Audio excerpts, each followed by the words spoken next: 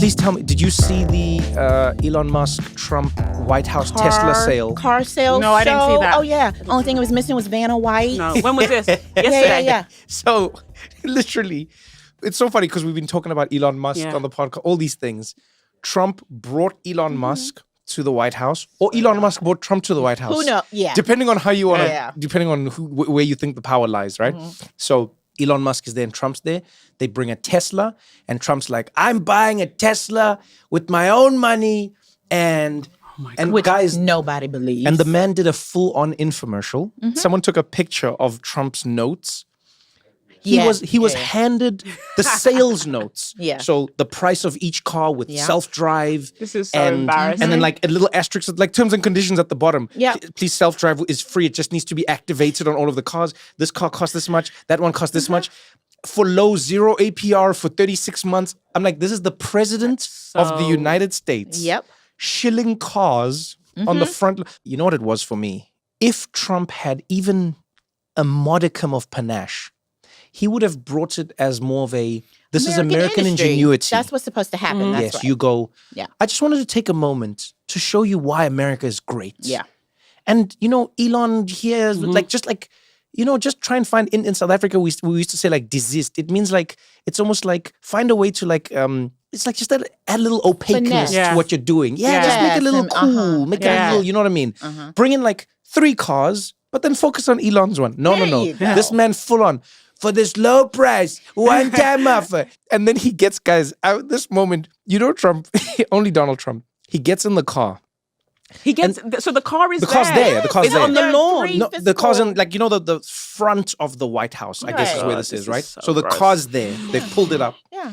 And then they get in, right? And Trump goes, first of all, Trump's like, no, I can't drive. Because I'm not allowed to drive. I want to be like, can you drive? I don't think that man can drive. I But he's like, I would drive, but I can't. They don't allow me. I'm not allowed. No drive. Does this whole thing.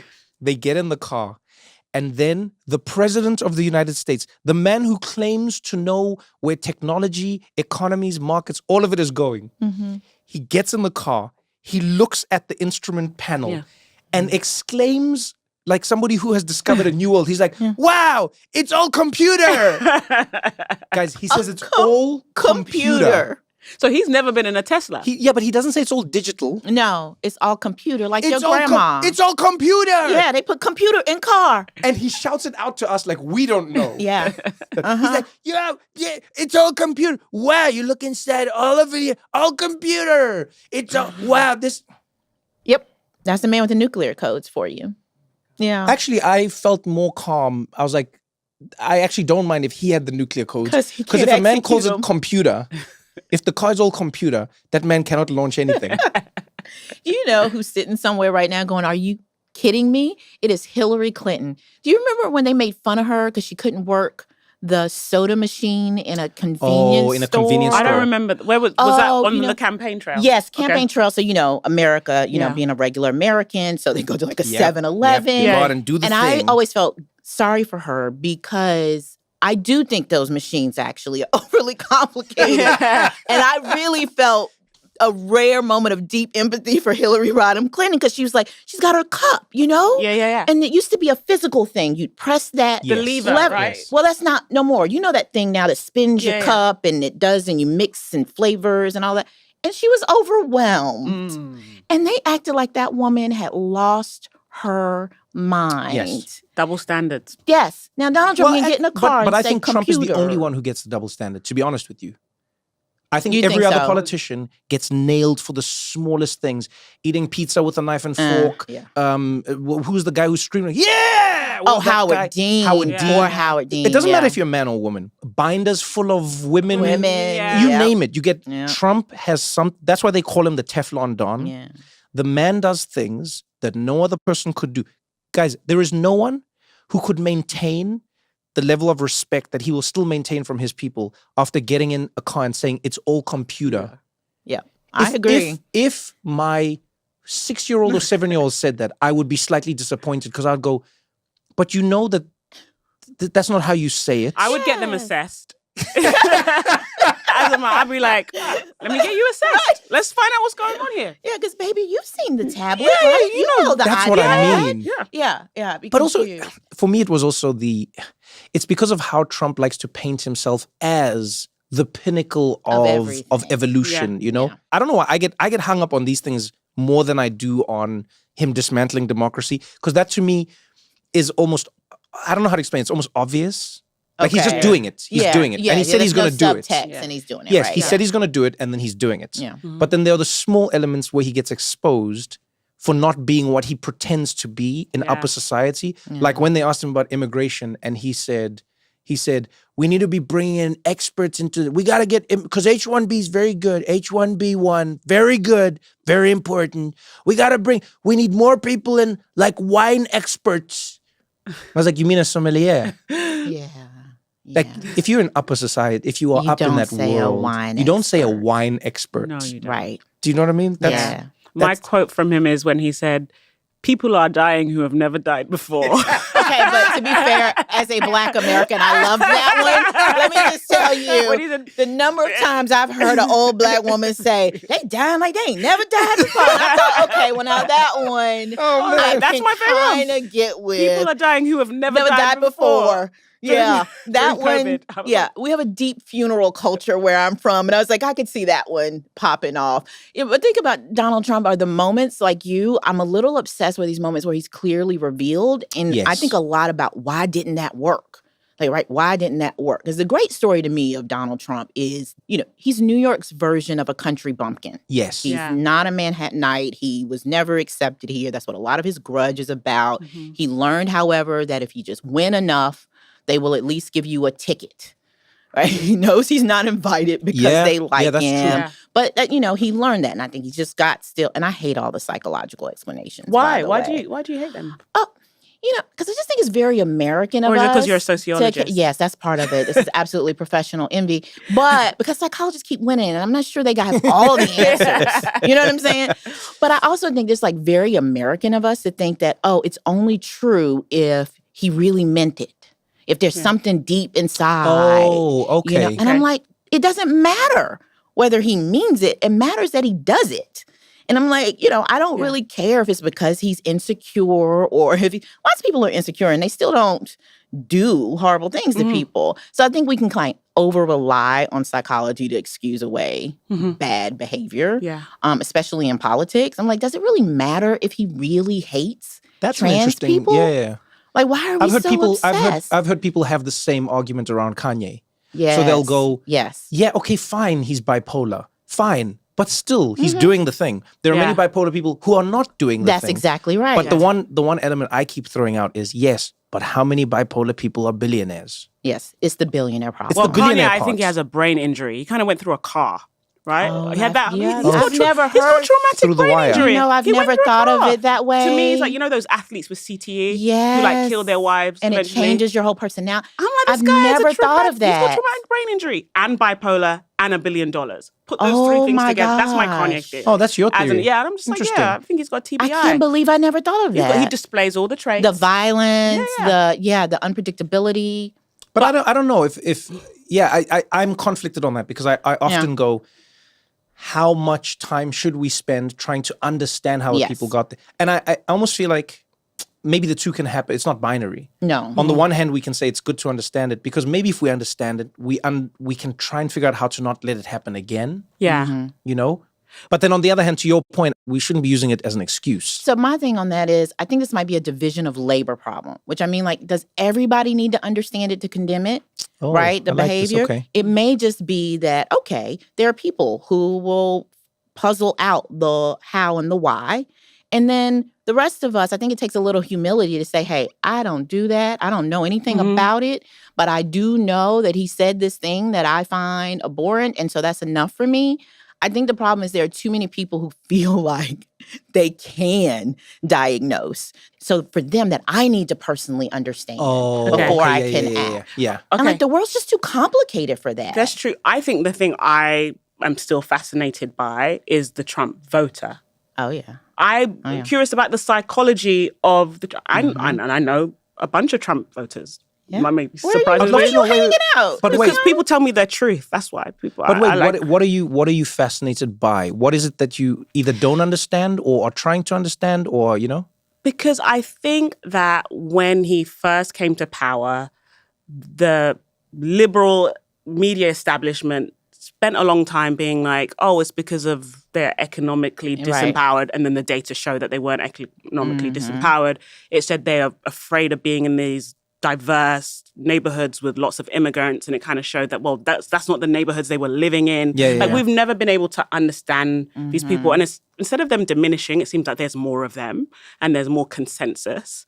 And I think there's lots of simple explanations to why they do what they do, but he understands them. Yes. Right? So I want to understand the people he understands. Yeah. Because he understands his voter more than anybody else in the world. I strongly agree. His he knows political he could say instincts that are out of this world. He said, I can say they're eating cats and dogs and my people are not going to care. And he knows where the kind of like the third rail is. Like Trump knows where not to go, right? Yes. In ways that we act like he is reckless he knows to we're an not. unfathomable degree, but I have seen him sometimes cakewalked up to a line that you would assume he would cross. Yeah. And he doesn't. Right. He knew saying black jobs would resonate with the foundational black Americans on Twitter. That's right. And they were like, yeah, we know what he's talking about. Yes. Yep. So he understands them, but many other people don't understand them, especially the Democrats, the people saving democracy and trying to stave off fascism. Are like, we don't know. Is that what they do? Well, they claim to be doing. Okay. That's what they That's a follow-up question I had personally. Okay, well, here's two things that I think of sometimes in that regard. I'd love to hear how you see it, Tressie. Because I go, on the one hand, I don't think that his understanding is special. I'll put it there first. What I do think is he is thriving in an environment where everyone else spends more time, to your point, trying to understand things as opposed to just pointing them out. Yep. You with me? Yes. So what I mean is Trump will go, the immigrants are coming in, too many immigrants. Then the person who's running against him will spend more time going, we need to understand how people move around the globe and what migrationary patterns tell us about the stability of other You've lost people. So what Trump does really well is he starts with the problem and then he goes like, we'll figure out the solution. So let's think of it this way. If you were walking across the road and a bus was coming towards you, bus was gonna hit you, who would you prefer? The person who says, watch out, there's a truck. It's not a truck, it's a bus.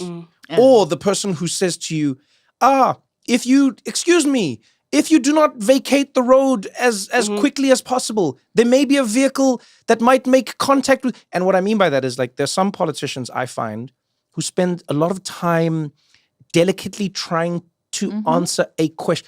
Ask most politicians. So do you think homelessness is bad in California? Well, I think before we talk about what we need to think about, you see, and then where he's winning is he's just being blunt. But that's not what I'm talking about. That's what Black Jobs is. It's a shortcut to say something. Yes, but it is. I think it's the way he's able to intuit what people's problems are, being a man with no problems, right? No, but he has them, by the way. Sure he does. No, he genuinely believes he has them. he That's what I believes mean. he has them. That's the But difference. And his diagnosis feels right. Yes. Right? That is what I think, by the way, has cut across class and across race. Yes. This is what, like, my great aunt is 91, 92 years old. And she goes, no, you are right. He is right.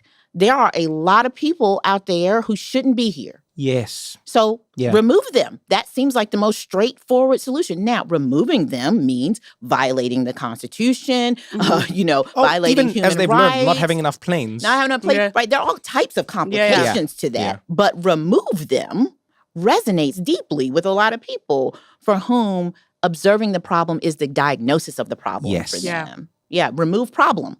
Yes, it's exactly that. The other one I think that we take for granted, especially if you spend all your time in America, is this, and I love this because I go home so frequently now. I'll be in South Africa, and then obviously I live in America, but I'll go home to South Africa, go back to South Africa, go back to South Africa. The biggest thing I've noticed is we take for granted that when you give people two choices, they will pick one of the two choices, right? And then you will spend a lot of time asking yourself why they've picked one of the two choices, but you're not asking yourself what having more choices would have revealed to you. Yeah. Right? That's a So good let's think of it through the lens of sports. One of the things that I've been most fascinated by in the world of sports is how fervently people support a team and yet how nuanced they are in their ability to support another team. And what I mean by that is someone will go, I'm a Lakers fan. Who are you? And then the person will be like, I'm an Oklahoma City fan. They're like, okay, you cool. Yeah, because you But hate why? who I hate, and then you didn't lose. They to go, as the- long as you're yeah. not a Boston Celtics That's fan. right. As long as you're not a Celtics fan, we good. Who are you? Oh, you're a Knicks fan. You're a this fan. And that's what happens in sports is even when we talk about football in England, I'm a Liverpool fan. And then when we talk about who we go like, if Man City wins, I mean, who's a Man City Well, if supporter? Arsenal wins. You see, it's a thing. And if Man United wins, it's even more now because it's like, okay, we're in the same region of the... So what I think sometimes people forget when they look at American politics is they spend a lot of time going, why did these people choose this? But they don't realize that if there are two choices, they will choose one. And because the parties themselves have become almost like, I don't know what the right word would be, but they've almost gone, if you have the issue, we don't have it. Oh yeah, And if you have the issue, we don't have it. Exclusive. Yeah. You care about immigration, so we can't. That's my thing. Right. So if I say to you, okay, who is a fan of saying whatever you want? Who would you say? Republicans. You see, okay? Yeah. If I say to you, who's a fan of lower taxes? Republican. Republican. All right. If I said to you, who's a fan of free healthcare? Democrat. You see, I don't think it should be like this. Politics you should not be able to pinpoint just like entire swaths or groups in it. You should be able to say, oh, these parties or these groups or that said, oh, this governor believes that and that one doesn't believe this and this. And you see that graph. I'm sure you've seen it, in all your work, Tressie. If you look at there's a beautiful graph I once saw of the overlapping dots of policy that American lawmakers used to have. You've seen it, yeah? Yes, yeah. Mm-hmm. And it shows you how a West Virginia Democrat was further from the same issues as a New York Republican.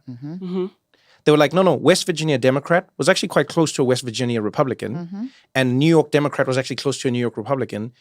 It's just you were inching. But now because politics has all become national, I think you're giving people two choices. And so someone will go, because most people are single issue-ish voters. They'll go, to your point, remove them. Who says remove them? Oh, only one party. All right, well, I guess I know who I'm voting for. Yeah. Who says we're keeping the coal jobs? Only one party? All right, I guess we're... Did you get what I'm saying? Yeah. Yes. We're going to continue this conversation right after this short break.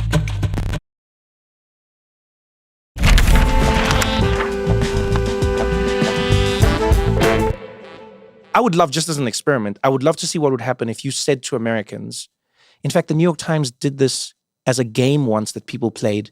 Oh, your belief, like what you actually cared about? Let me tell you, Yeah. the consternation it created at The Daily Show Yeah. was one of my greatest What happened? joys. The New York Times came out with a little quiz. Yeah. You remember this? I do. And the quiz said, we're going to give you a list of issues and how you think they should be solved. At the end of it, we'll tell you who you should vote for.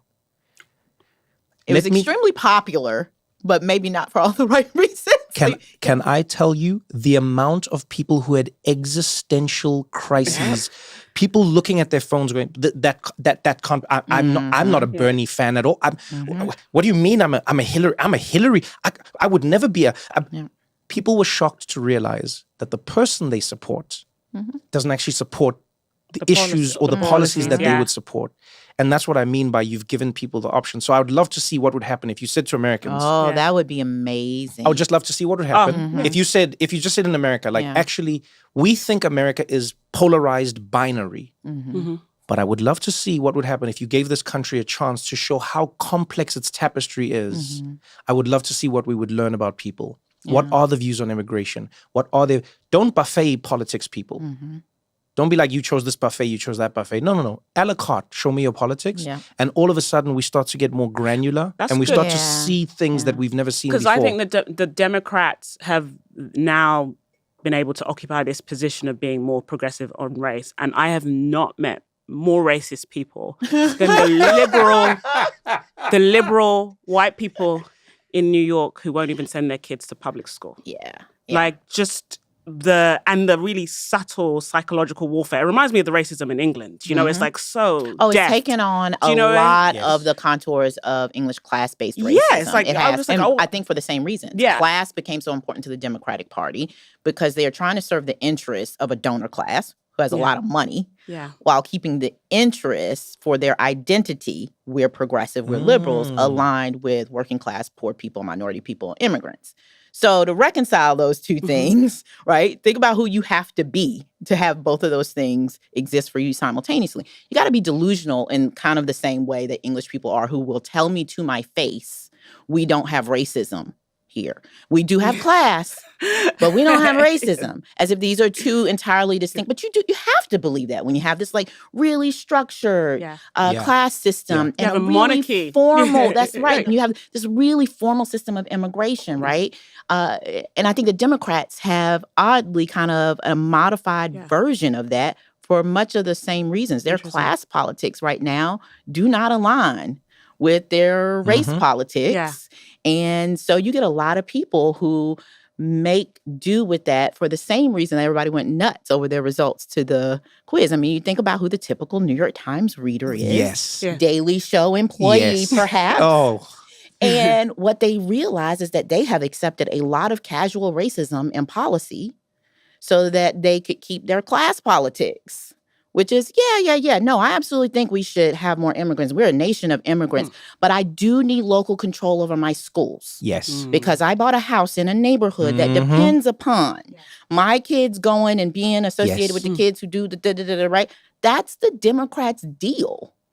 And one of the things that Donald Trump did really well that they still don't have an answer for is he pointed out the hypocrisy of that. He's brilliant at that. In the way that you and I always experienced it, because we were always the Black people vis-a-vis the Democrats. So we knew it was hypocritical.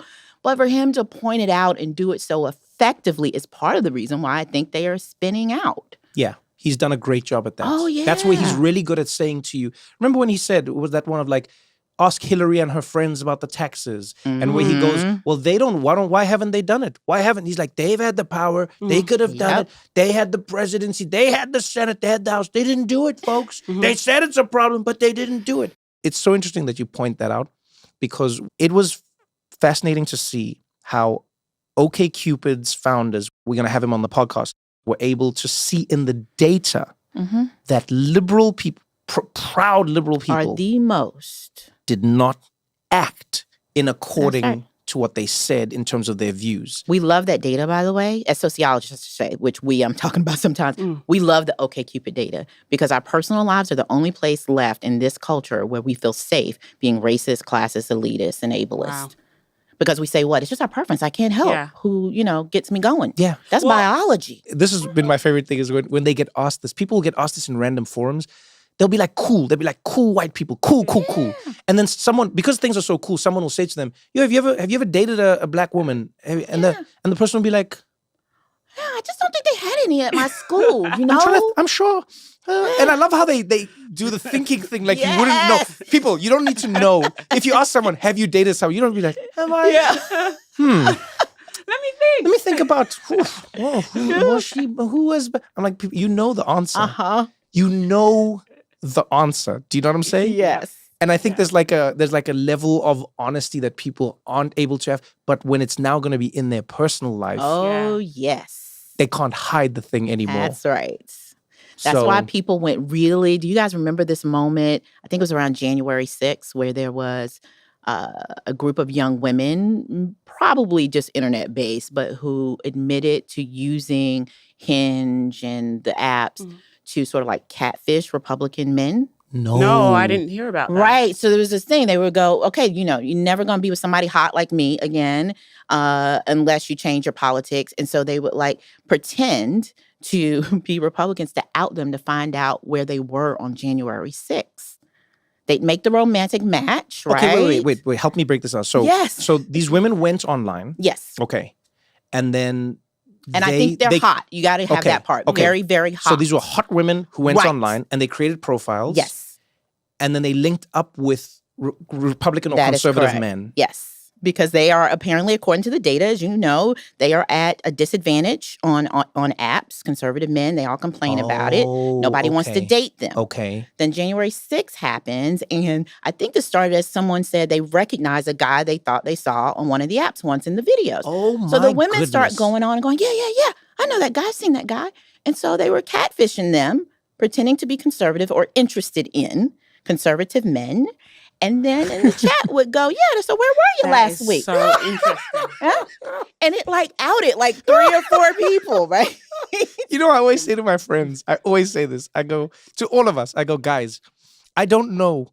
Like amongst us, I'm like, I don't know what our downfall will be, but I know it'll be a woman. That's At the end of the line, I don't care who you are. That's right. I don't care who you are. Like men, our weakness is women, and it just you don't know when it comes. You don't know how it's gonna That's happen. right. You That's don't. so It might be funny. your business. It might be your marriage. It might be your sports career. It might be your journalism. I don't know what it is gonna be, but that's why the Bible was so prophetic. See, like Garden of Eden. They were very clear about that. in the Adam was Bible. never gonna eat that apple. That man, no. Adam, you know why? You see Because my face, Trevor? let me tell you why. Yeah, Let me tell you why. I'll I'm tell you with why. you. Because Adam, you know why they wrote the story like that? Because they knew. They're like, Adam was stupid and simple, and he was just like, yo, man, I'm not. And then what happened? Eve January 6th him. Just genuine questions She was based like, on she's observational like, why don't we eat the data. apple? And he's like, what? And because, yo, man, it's a prophetic story. That's an interesting reading. We I are. would- You think a man could have It's tricked bib- Eve you into have eating the questions apple? About You Darwin's think- biblical Okay, let me ask you the question. I don't even want to go down. No. that I road. want to ask you a question. Do I you don't think a even man? wanna- You think a man would have been able to shift Eve to eat the apple? I think he Answer got her me. to eat the apple and he lied about it. And now we read the book. Man, I'm not talking about blame. I'm asking you if I'm you with the think. lying thesis. I like the lying You think. thesis. No, I'm going to say something sexist about women. Let's not do this. I will say, I am amenable to women have Let me done tell you male's something. basic nature being lying, though. I know a lot of women who are all about the male gaze, and if a man told them to eat an apple and God They told them not to, Oh, okay. they would be do cute. it. Yes. Oh, Doesn't- okay. but But there's only I one was man gonna go in the with, garden. I would think that Adam was too stupid to think through the logic of, hey, apple could be good, right? Like to Oh. get to that That's what I'm saying. conclusion. I'm just saying. yeah. Now, I'm not sure that Eve convinced him so much. She was like, yo, I'm gonna try the apple. And he's like, not without me, you ain't. Because I do think there's a basic nature here that we're talking about. You know what? And so I think that not without me, you ain't kind of came up. I'll agree with that, but I wanted to say something about this app experiment that the women did. Yeah. I don't think that would happen in 2025 because I'm noticing a lot of women getting conservative. Oh, yeah. I'm seeing it all over my TikTok, my Instagram. Same. I think we're on similar Are we thinking on the TikToks. same algorithm? I think so. Yeah. Like the thing about skinniness, how we should dress, All of about that being feminine, is being kind of a conservative. return to conservatism. I'm yes. seeing women who were like a few years ago I considered pretty progressive Mhm. becoming more about like, oh, I want only biological women and certain. Mhm. What is that about, Tressie? Oh, I think we talk about economic anxiety. You guys were talking about that. And I agree. I think we totally misdiagnosed like that whole economic anxiety argument. And the case with women, I think, is a perfect example of how we misdiagnosed it. Yes, people are anxious. That doesn't mean that they should be anxious. What people are responding to is perceived loss, not Yes. real loss. Mhm. That's why you're like, what do you mean? They're rich. They're not economically anxious. Yeah, they are. It's just not real. Yeah. It's made up. It's Okay. status anxiety. We're calling it economic Okay. anxiety. So when you start saying status anxiety, though, that's where I think the gender piece becomes really prevalent. Because what I am seeing happen, same, women in my life who were all pussy-hatted out about right? They were throwing pussy hats Yeah, at me, yeah. and they were like, "We got to go." I had on the pantsuit for Hillary, right? And today, I'm with her. I'm with her. And today, you know who they are with? A dude in a fleece vest and khakis. It's like they looked at. I think they are looking accurately at a post-Roe reality, a world where truly the United States government is the most powerful force in the world still. And it has declared war on women. Yeah. Go back home. We want you out of work. We want you out of schools. Too much, too far, too fast. And I think you look at that and you go, I'm hitching myself to the thing that provides some cover, right? And I think that performing conservatism, even if it's just in how you look, everybody's getting the haircuts now. I said the natural hair shift movement from is the liberal haircut, by the way, to the conservative haircut. What is a Somebody's gotta conservative do- haircut? What's a liberal haircut? You know it when you see you know it. when you see it. Trevor, honestly, you will. Yeah. Oh, you will know yeah. when you see it. Also with black women, the natural hair movement, I think, is pretty much like done. Folks are going back to the blowouts and the Relaxers. relaxers. That's why they were Right. mad when the science came out and said relaxers might be causing cancer. Yeah. Because the transition had started. And I think it's the same reason, the same thing for Black women, by the Yeah. way. We have been at the forefront of like economic progress for women, that sort of generational forefront, right?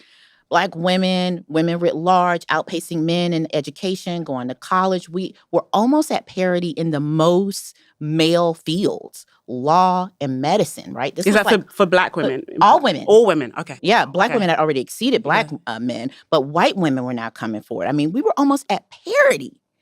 And now you see this like hostile sort of response to women. And I think you start going, if nothing else, let me look the part.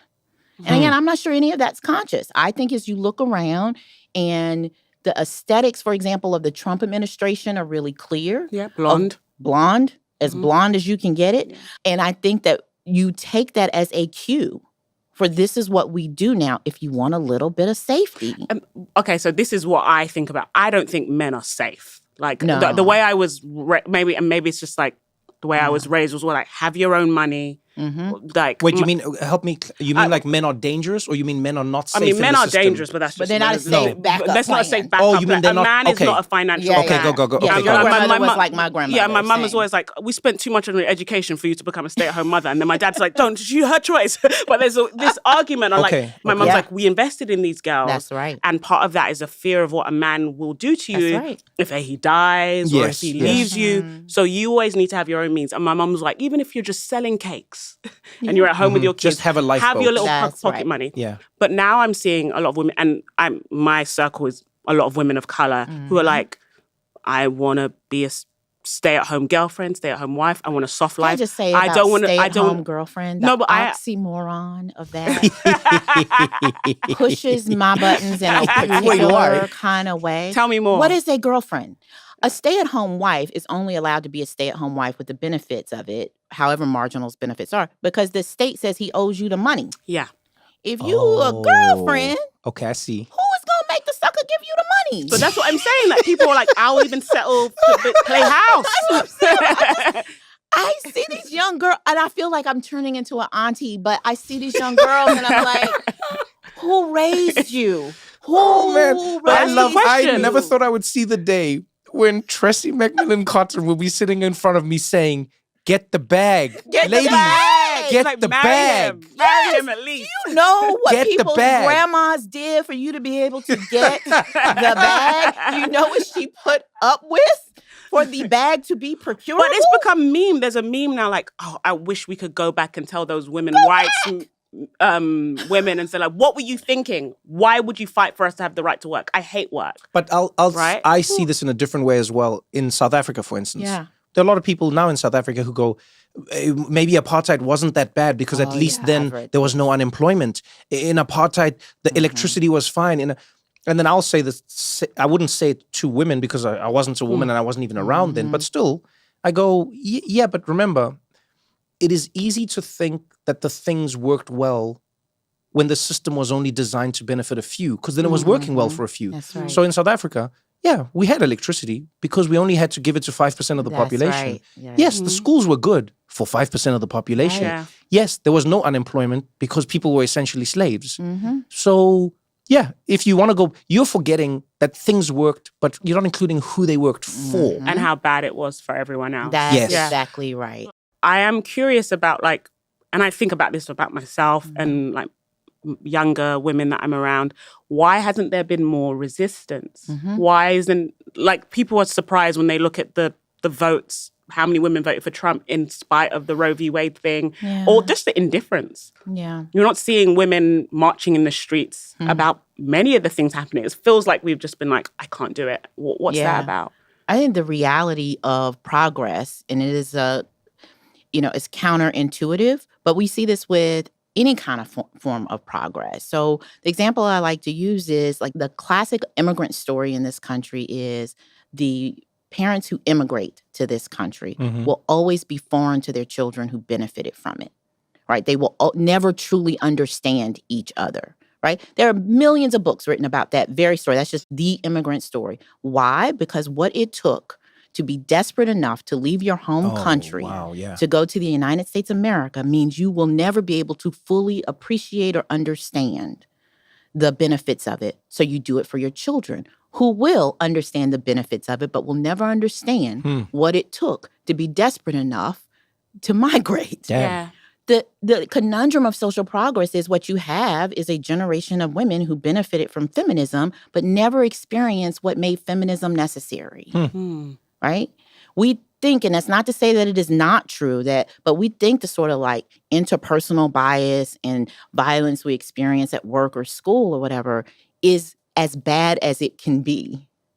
When really, as bad as it can be is being fundamentally, according to the state, an appendage of your husband. Not having a bank account. That's right. That's actually as bad as it can be. Yeah. But for you, that's like this vague notion. Yeah, it's very abstract. Right. It's very abstract, right? And I think knowing and understanding what made you possible might be fundamentally impossible. So, and I don't want to throw elder women under the bus because I think we do that too much. Yeah. Did they not articulate enough to us? Who wants to remember what brought you here? Like, like the amnesia, again, another part of the immigrant story is how many children of immigrants have said, my parents never talked about this. No. They wouldn't even use our native language. Yeah. I don't know any of the stories that brought me here. Food, I didn't like. Yeah. It's just like, we put it do away. the same Yeah, thing. we They do, survived it. I've been working on this memoir for a couple years now, and I promise if my publisher's listening, I am almost finished. I swear to you. I know it sounds like I'm doing a show, and we're so close. And one of the things that comes up, like, and again, nothing unique about this, but like, I don't know anything, as it turned out, about my grandmother, who I thought I'd known my whole life. Like, the things we don't talk about are huge. The things we don't talk about is probably more than the things we do talk about. And so there's this current, there's this ongoing generational amnesia when you have suffered in any kind of way. Like, I just don't think people want to sit around the dinner table and talk about the beating that finally broke them, or the sexual violence that finally pushed them to leave a husband, right? People just don't want to talk about that. And so it becomes real easy for you not to inherit the violent part of the story. Yeah. And all you inherit is, but she ain't have to go out to no job. Like, she would have loved to have gone out to a job. Yeah. She was begging to go out to a job. Don't go anywhere, because we got more What Now after this.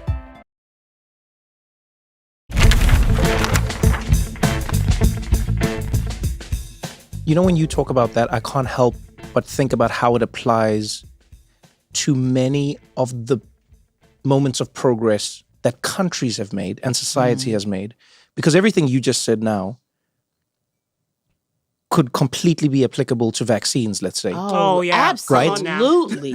Yeah. Because everyone who is alive now with no polio, no measles, no anything, you cannot appreciate a vaccine because you do not live in a world where you are seeing the effects of not having the vaccine. Well, it's so funny because on both my maternal and paternal line, I think particularly about my paternal line, my grandmother had a set of kids before my dad and his two brothers. Mm-hmm. And they kind of always existed in the family imagination. And then when I grew up, I realized that they were pretty older when they died. They were like 3 and 7. They died in infanthood and early childhood. Wow. And from like things that a kid never dies from now. Yes. Yeah. And when I think of especially my paternal grandmother, she never got over that grief.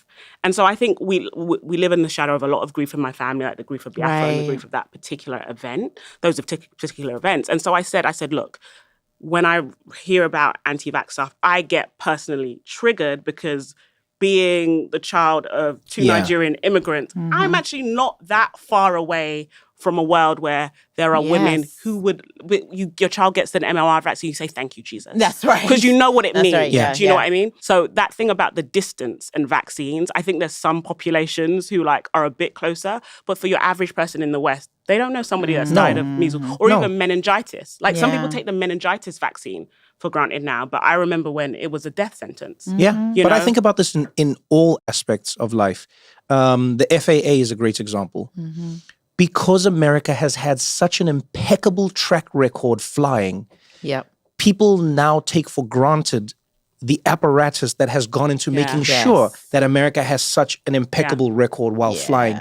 People, you don't understand how many planes are flying around all the time, landing, taking off. I mean, these are like decisions. The science of it is amazing. And then people go, we need to gut the FAA. We need to, and you go, no, you say that because you don't understand that you're experiencing its benefits. That's right. You know, if you've only been in the time of something existing, it is hard for you to imagine a time before it existed and how much better life has gotten.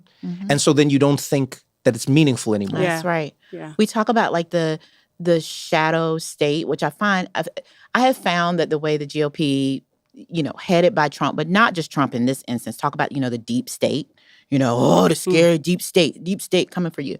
And, the sociologists have this thing like the shadow state, which is our government functions so well for such a complex, large population, and most of that is invisible to the average American. Yes. Poor people see it because they got to go to court. Yes. Yeah. Okay. Yes. But everybody else, water just shows up, trash just rolls out. So what we are talking about here is like a sort of like politics, a disease of like privilege, right? That the state works so well. Yes. It's been so stable, which in the like global scheme of things really is phenomenal. Yep.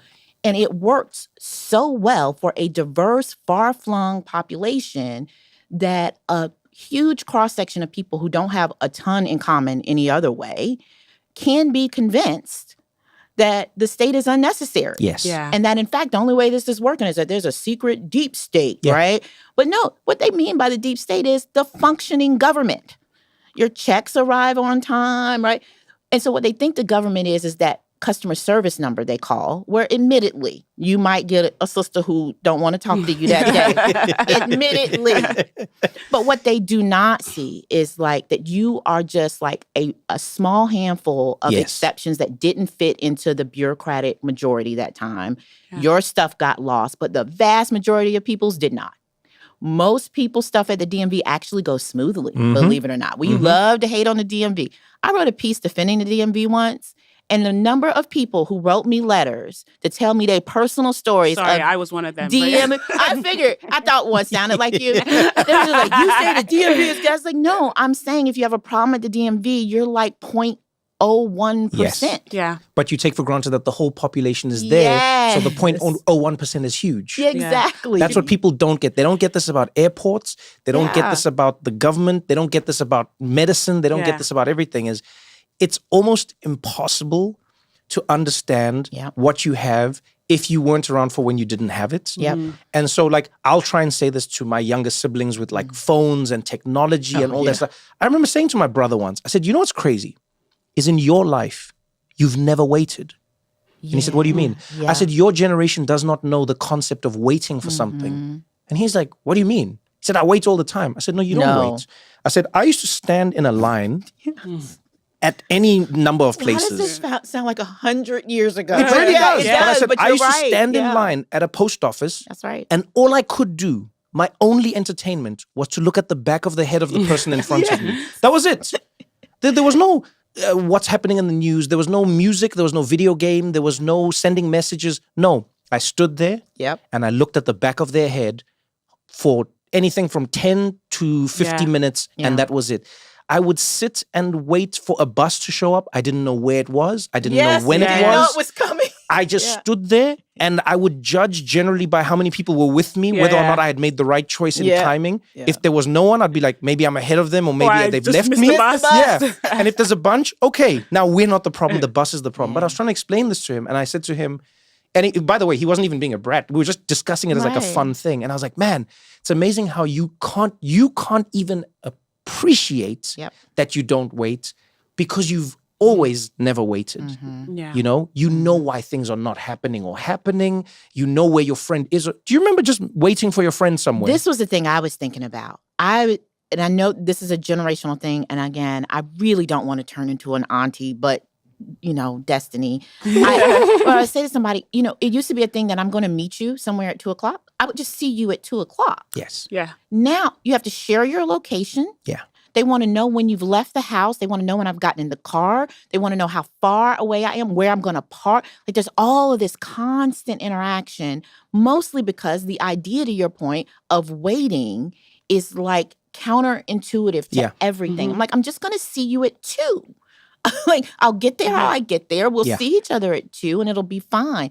But I found that the level of anxiety that younger people have about not knowing your precise movement Have you left and yet? location. Yeah. I can't imagine, and again, don't want to be one of these people, but I cannot imagine that our brains have developed fast enough for that to be okay with us. Yeah, it's just not. An 11-year-old asked me recently, what age was I when I got my first phone, my smartphone? And I said, what do you mean, honey? How young was... The smartphone wasn't invented until I was like 25. What are you saying? She was like, I bet you got yours when you were 13. And I was like, at 13, I think we had just gotten call waiting. That's hilarious. And we ran it into the ground. That is hilarious. Right? And yet she can't fathom the idea, because that was her point, by the way. She was like, I don't have anything to do when we're in the car because I don't have a smartphone. Yeah. I was like, you look out the window. Like, I looked out the window for 20 years. Yeah. But the concept, and I just don't think the brains are prepared. And I do think that a lot of what we see at sort of a societal scale is that chronic anxiety. Yes. Yeah. Everything should happen. I should be able to predict everything. You know, the total fear of any risk. Missing the bus, no big deal. Mm-hmm. You missed it, you waited for the next one. Now it would be considered like some major... I've seen people risk limbs being chopped off, amputated by the train. Yeah. Because they don't want to miss it, as if another one will not be coming in 5 minutes. Yeah. And the time they're saving is so that they can get home and scroll on TikTok. Yeah. It's not like when they get home, they've got 5 more minutes to solve, like some crazy equation that'll solve the universe. Yep. No, they're rushing 5 minutes, just 5 minutes faster to get somewhere where they're going to then waste that time doing a thing. And the reason I say waste is because it's not like what they want to be doing. But as we wrap, Tressie, I want to know from you if, like, as a sociologist, as someone who's looked at societies and nations and the way things work, do you think that means the unfortunate ultimate conclusion is, for let's say America and many parts of the world as we're seeing now, is the unfortunate conclusion that people will only appreciate it when it now breaks down for their generation? So will Americans only appreciate democracy when Trump has completely obliterated it? Will people only appreciate free speech when it's been ripped away? Will women appreciate the advances that were made by other women when they no longer have it? I am so sorry to say this. Like, I am so sorry you asked me this question because I have an answer. I've thought about it so much, and it is not a good or fun answer. But yes, I don't want to be dystopian. I actually don't think it'll be like, I don't think it'll be the type of revolution that maybe some of us imagine and hope for. And I don't think it is like a complete, reversal of rights. But I do think it will take the firsthand experience of the loss of a functioning bureaucratic state, of the type of security. I don't think we understand how much like emotional security we get from knowing the government works, from not having to worry about whether water's coming, for not having to worry about whether when you call 911, is somebody coming. And can I say something? Yeah. I've for some reason, every American city I've lived in, I've been there at a crucial, catastrophic event. So I was in New York during COVID. I was in Austin, Texas, when the first snowstorm happened that collapsed the grid. Yeah. Right. So we had no power and had this 1-year-old child, and it was freezing and no help came, right? People even died in that. And, there was people that used their fireplaces and didn't work. People died. And then I've also was in LA during the fires. Oh, we should maybe quarantine you. I'm the problem. I'm the problem. I'm the problem. Oh. It's me. But like LA during the fires, and it's like you're using this app actually, which is telling you where all the fires are and how contained they are, et cetera, et cetera. And that's when you kind of realize that you're like, oh, this is teetering on the edge, especially in Texas. Yes. When it was like, oh, this is a grid that's not connected to any other grid. This is a state with no income tax, only has property taxes. So it's not like there's like voluminous income to like help people. It was a Republican utopia. Yeah, and you're like, I think that's already what happened in North Carolina. This stuff is already happening. We're having these events that are showing you if America gets into like a real disaster, that's right, it's going to fall apart very quickly. And like the LA fires was the moment I was like, oh, there wasn't enough water, Mm-hmm. but this guy could get a private fire service to protect his malls. That's right. That's right. But Yeah. these homes, but I was like, And oh. people can see it firsthand. The American sickness, though, is that they would look at that story and go, the solution isn't more taxes. The solution for me is I need to become that rich guy. Yeah, I want to be rich. That's the American disease. Yeah. That we look at that and what we diagnose, again, back to like the wrong diagnosis. It was like, oh, if I want the state to work for me, I just better become rich. Now, everybody cannot, of course, be rich, which is why we created governments. But what we don't understand, I think Texas is a great example of this. Texas is like, again, one of these, utopian political realities for people who believe in like the core tenets of the GOP's political platform. But it only works because everybody around them is not a Republican utopia. Wow. Yeah. You need the government to be somewhere. And so you can only be a state like Florida. You can only be a state like Texas that says, we don't use the federal government. See us, big FU to the federal government. Well, yeah, you know that because all of the rest of us, however, Yes. fund it and keep it going and you draw from it and you still need it, right? People learned that during COVID. We saw it firsthand. The thing about this country is our need for ongoing amnesia about how vulnerable we are keeps us from doing the right diagnosis. Yeah, you look at that and go, the rich guy was able to get private firefighters, and you go, okay. And I guarantee he's going to be mayor. I think he's going to run again for mayor. And people are like, oh, he needs to be our mayor. Because look, Yeah. he kept his malls. He like that solved part the of problem. Palisades He's still going to looks say good. to you, So it's like, you see I was able to do this? Yeah. I'll do this it's for all of you. for all of you. And that's how Trump won, by the way. That is exactly Trump right. won by saying, look at what I've done with my life. Yep. I will do this for your life. And then we go back there. Yep. Well, all right. Thanks, y'all. That really was great. That gave me a lot to think about. Thank you. One of the weirdest things about doing an introduction when somebody's sitting next to you is that you want to give an introduction that's as honest as possible, but also as effusive as possible without making it seem like you're doing it to the... So just act like you're not here Right. while I speak about you. I'm not here. Yeah, I'm chatting to Orlando Bloom today, who is arguably one of the most recognizable faces in the world because he has been, the lead in some of the biggest movies that have shaped our lives. I was thinking about the other day. And we're going to be chatting today on the podcast because today he's embarking on a different journey where it's a different type of trilogy.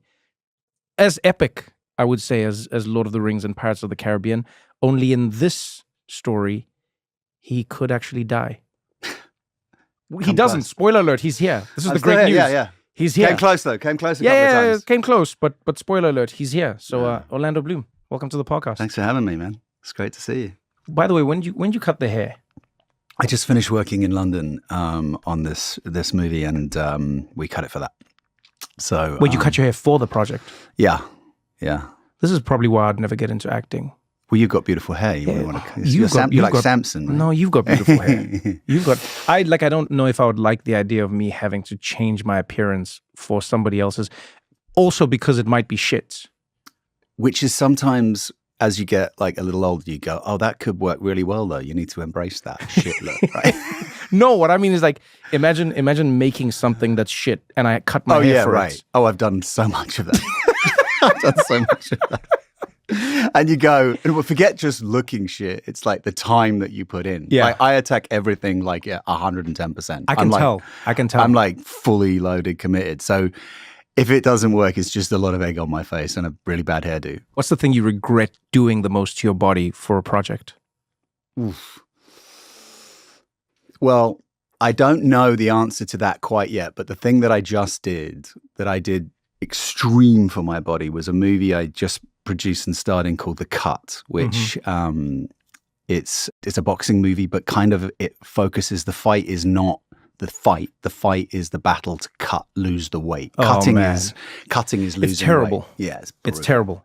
And I'm a boxer, kind of I'm a boxer coming out of retirement to have a last moment of a title fight. But what I had to do was transform my body in a major way. And so as I sit in front of you, I'm about 185, probably similar to you-ish. What right? is that in kilograms? In pounds. I don't so use fake numbers. I don't know.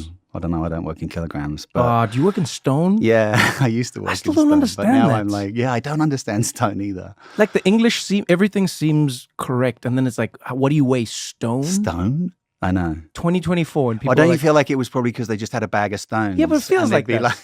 back in the day, But in medieval times, they had a bag of stones. But it's weird for that to be now. Still. Like literally in this there's day a and lot age, of things that are quite unusual you know, it's about. like, the economy, there's Yeah. the GDP, and, the new Teslas, electricity. How many stones does he weigh? Yeah, how many stones? So, but anyway, 185 pounds, I dropped to 152. 185 So I pounds. dropped 35, that's 30-ish Okay, I think I know what that pounds, is. That's like which was- 70-something, 80-something It was brutal. kilograms. How long did that take you?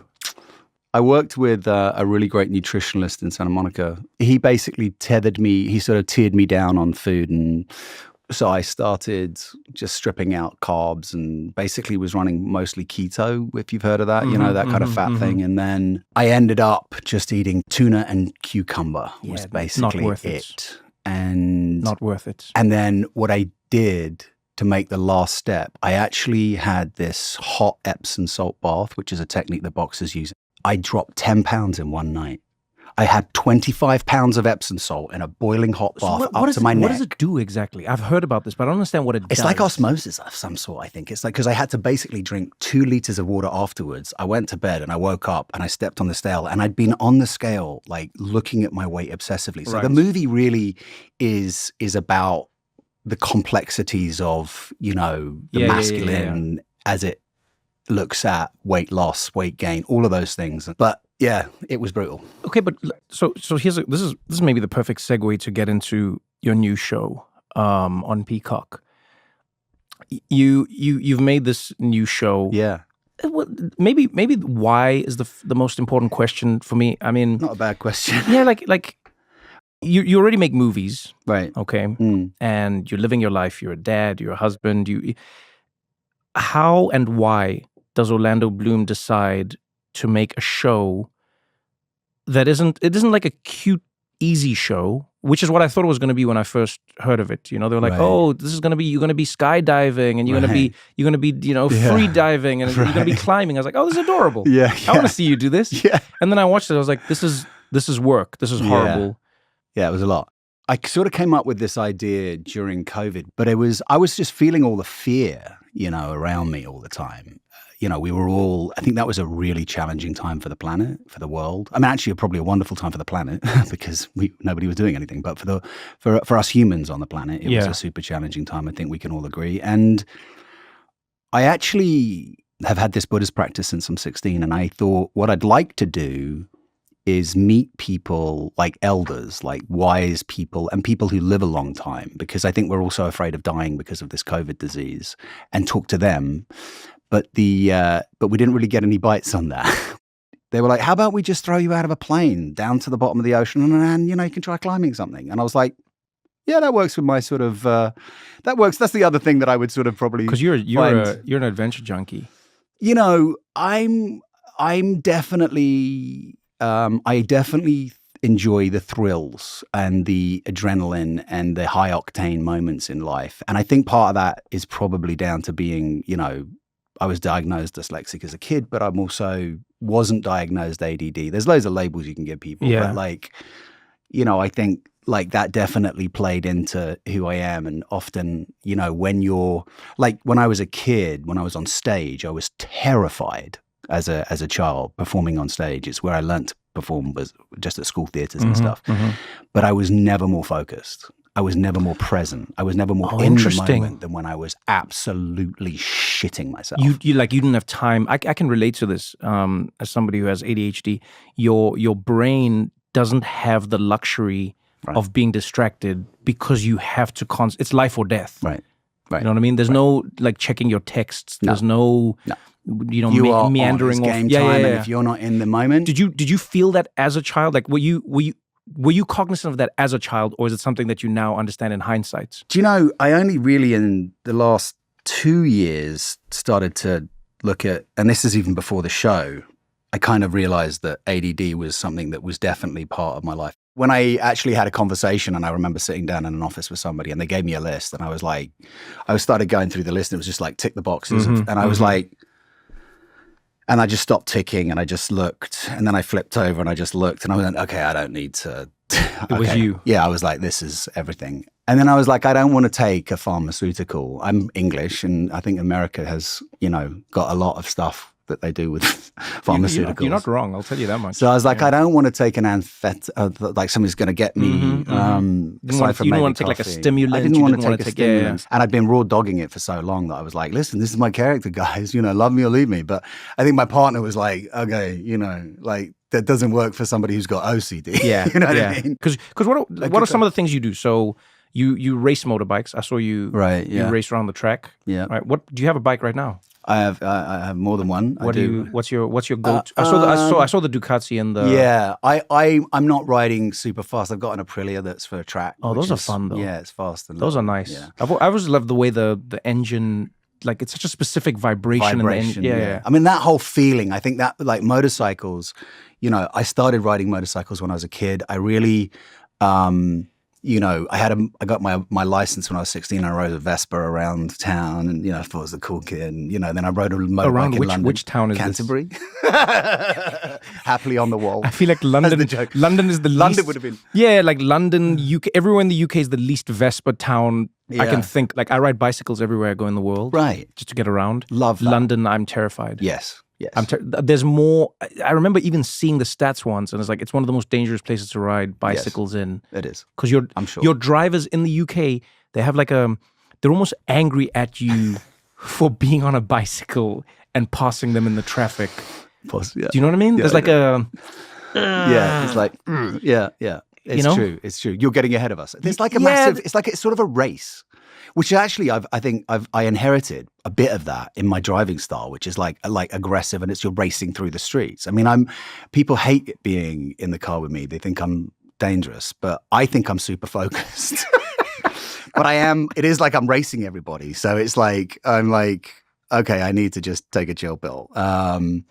Because I think there's a lot to learn from that as well, right? A bit of grace. Yeah. A bit of grace. I'm considering more. I'm fascinated by this. Did it, for those who know nothing about the show, you essentially choose 3, I don't even know if you'd call them sports, because they're all extreme. Yeah, I guess they're sports. They're extreme sports. They're extreme sports.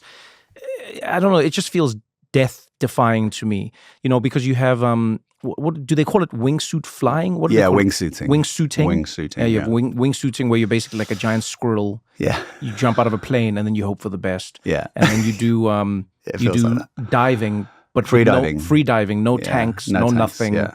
Essentially, Terrifying. you might just die coming back up to the surface. Feels like it. Yeah. And then you have rock climbing, but like all of these. Kind of them. Yeah. Talk me through this moment. So you're a dad, right? You are currently with someone. I am. When you say to them, "Hey, you know what I'm going to go do? I'm going to go learn how to jump out of a plane, and I'm going to do this in 2 weeks. I'm going to get my jumping license, my skydiving license. You know, the one that normally takes months. Yeah, I'm going to do that in a week. Yeah, I'm going to get qualified." Yeah. And then I'm going to start wingsuiting. Yeah. Which I don't think anyone done before. Actually. No, I don't think. We're trying to find out. I've never heard of anybody do this. Do you think I could? Somebody said to me the other day, maybe you could go for like one of those Guinness Book of Records for like the quickest to a wingsuit. You might actually have it. Because how many jumps did you do in one day, for instance? In the first episode, we just see you go jump for jump for jump for jump for jump. How many do you think you did? Like the first day was at least 5, I think, and then I mean, the accelerated time frame. I mean, the thing is that what's crazy about that is that every increment, everything that you change technically with the gear, where there's a different chute, like we started with one chute, it's a beginner's chute, then you change to another chute, which has a totally different feeling under canopy, right? The canopy is the chute. All of these different things come into play, and you're like, and my brain is moving, trying to keep up with the things that I'm learning. And it's a pretty straightforward thing. When you jump out of a plane, 1, to release your chute. If that doesn't work, 2, you release the chute that didn't work. And 3, you're like, I've forgotten what it is. It's one to release the chute. says- Two to release. Yeah, exactly. It's One pretty to release the straightforward. chute. It's pretty straightforward, Trevor. You see, One, two. let me tell you stretch now it in back. the calm space that we're recording a podcast in. It's pretty simple, and I've forgotten it. And when There are 3 moves. Is this why you need to do it? So, You need to one, be like, one out the back is the chute. okay, 2 to release it if that didn't work for whatever reason. and then 3 is on the other side. Yeah, 3 to open the second chute. So you have 2 chutes when you jump. If the first chute doesn't open, it's like a 1 in 1,000 chance Yeah, that the chute doesn't open. that's right. We're watching you jump. Yeah. On the 7th jump, I think, if I remember correctly. Oh my God, I'm getting PTS just thinking about it. On the 7th jump, your chute doesn't open. Yeah. Or it like opens and then it's like a So weird... it opened actually, which is not as insane as if it hadn't opened, which would have been, I'd have been thinking in seconds. Yeah.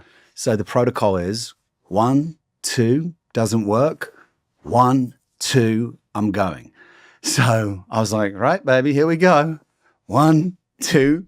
And then I was like, 1, the other chute fell away and I was into free fall again. And then 2, and then I felt the canopy came out and I was just like, oh. You don't even realize how terrifying this is until you see the look on the face of the guy who was driving by. Can you believe we got that? You land by the side of the road and there's some good Samaritan who drives up. And Don't you love that? You saw his face. He was like, how are you alive? Because all he saw was somebody falling out the sky, parachute not working, parachute snap. And then a parachute land in the field. Yeah. In that moment, did your life flash? Like people always talk about what happened in that moment to you. Is it fear? Is it adrenaline? Is it practice? It's you know what's really interesting, actually, Trevor, is I think what I learned most is that these kind of wild people who do these wild things, they are experts in this little area. Like people have asked me if I've done any of these things subsequently, and the truth is I haven't. Not because I haven't wanted to, but because I think it's a lifestyle choice. These people are experts. They were the family. They are the people that taught me how to navigate, and it's protocol. It's like everything you depend on is like, it's like there's a protocol. You follow that, so long as you're good with your maker. Yeah, you know. Otherwise, but you know what I found? That's actually one of the things I found like really fascinating about the show is there's this paradox. You know, when you think of extreme sports, you think of all the people who are doing everything to risk their lives. Yeah. And the one thing I noticed when watching your show was these people have more discipline than we have when driving on the highway. That's so like, true. you know, the same way you'll go, I'm going to look at my phone. That's right. Let me check a few texts. That's right. Or 100%. Did I put my seatbelt? No, the people who do extreme sports are the most disciplined people. Yeah. Because they acknowledge the fact that at any moment it can end and it ends. Out. And then ironically in life, we're running around like people cross Headless the street. chicken. Yeah, we cross the street. Running over. Yeah. We cross the street, we don't even pay attention, you know? Do you think that changed something in you at any point? Like did it make you, even if it lasted for a few weeks, was there a part of you that was a little more meticulous now? Huge. I mean, it was huge for me in that respect because it like I like to think that when I overly prepare, partly because of dyslexia or whatever else, when I'm preparing to go into a movie or a character of some sort. But this was like, okay, this is life stuff. These are tools for life, like, and confidence. Like, it gave me a certain sense of like, oh man, I did that. I can do this. This isn't, and I think. Wait, even at this stage in your life? Yeah. Because I would assume that you feel accomplished all the time. No. I mean, that could be. Not really. I mean, I feel like, I think, you know, so young to have had so much great good fortune and to have come out the gate, but not really knowing, you know, my ass from my elbow and just like, I mean, that's not true. I always do this to myself, but somehow, I think, you know, I think it's only really getting interesting for me now in some ways. In this, I don't know how you're a few years younger than me, right? I'm like 47. I just turned 40. So there you go, right? So it's like but my journey was, you know, as much as you went to school and you studied. There's a strange curse I'll think about for people who experienced the pinnacle, and I mean the absolute pinnacle of success. Yeah. like think about it. You come out of drama school. It was what your last week. 2 days before I finished. Yeah, There you go. that I heard. But I mean, yeah. And then yeah. you get Lord of the Rings. Yeah, right? I mean, I've been auditioning for months, but yeah. Yeah, but this is what. But Still, they give you. crazy. They give you the announcement. So they go. Crazy. All right, Lord of the Rings. It's on. Even at that point, people knew that this was going to be one of the biggest films ever made because it was based on one of the biggest books ever. It was Right. massive. Yeah. Yeah, The yeah. cost, the everything, the budgets. But in a strange way, it's almost like dreaming of being a mountain climber, and then your first mountain is Everest. Yeah. And then you Yeah. know, then you go on to do Pirates of the Caribbean, and right. it's like, oh, your second mountain is Kilimanjaro. Right. I often wonder like how you keep yourself motivated Yeah. or even stimulated Yeah. when those are your first peaks. Yeah, Like that's what's really that good been like in question. life? It's been a real it's been a lot about evolving. I think that there was a period where it just never ended. I was either on a set or I was doing publicity for a movie. If you think that there were 3 rings, so for 3 years I was releasing a huge movie with Lord of the Rings, and there Yeah. were like 3 Hobbits, 2 of which I did, and then there were like Troy and Kingdom, all these giant movies. Yeah, I just hit it the was all- juggernaut every of all epic these you can epic imagine. style Yeah. movies, right? I think I had just gotten kind of like I'd lost I love what I do, and I think I just love what I do. And Yeah. I'd had all of this amazing opportunity.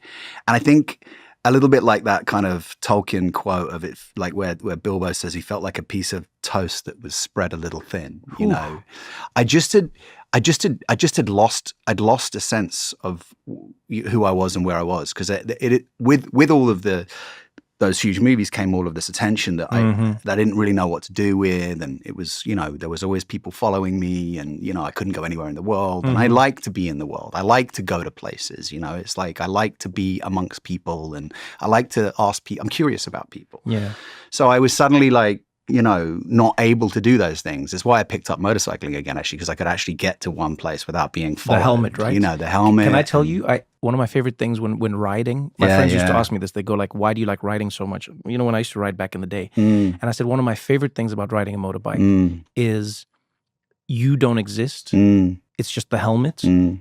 And I found it was one of the few instances where there literally was no race, there was no gender, there was no where you from. Right. There were, and all motorcyclists, yeah. we have like a camaraderie Yeah, about us. I We agree. all know what's happening. We've We all know got that life at our hands every really. time we get on and the it's this interesting connection that you have. But that anonymity is also a special thing. Yeah.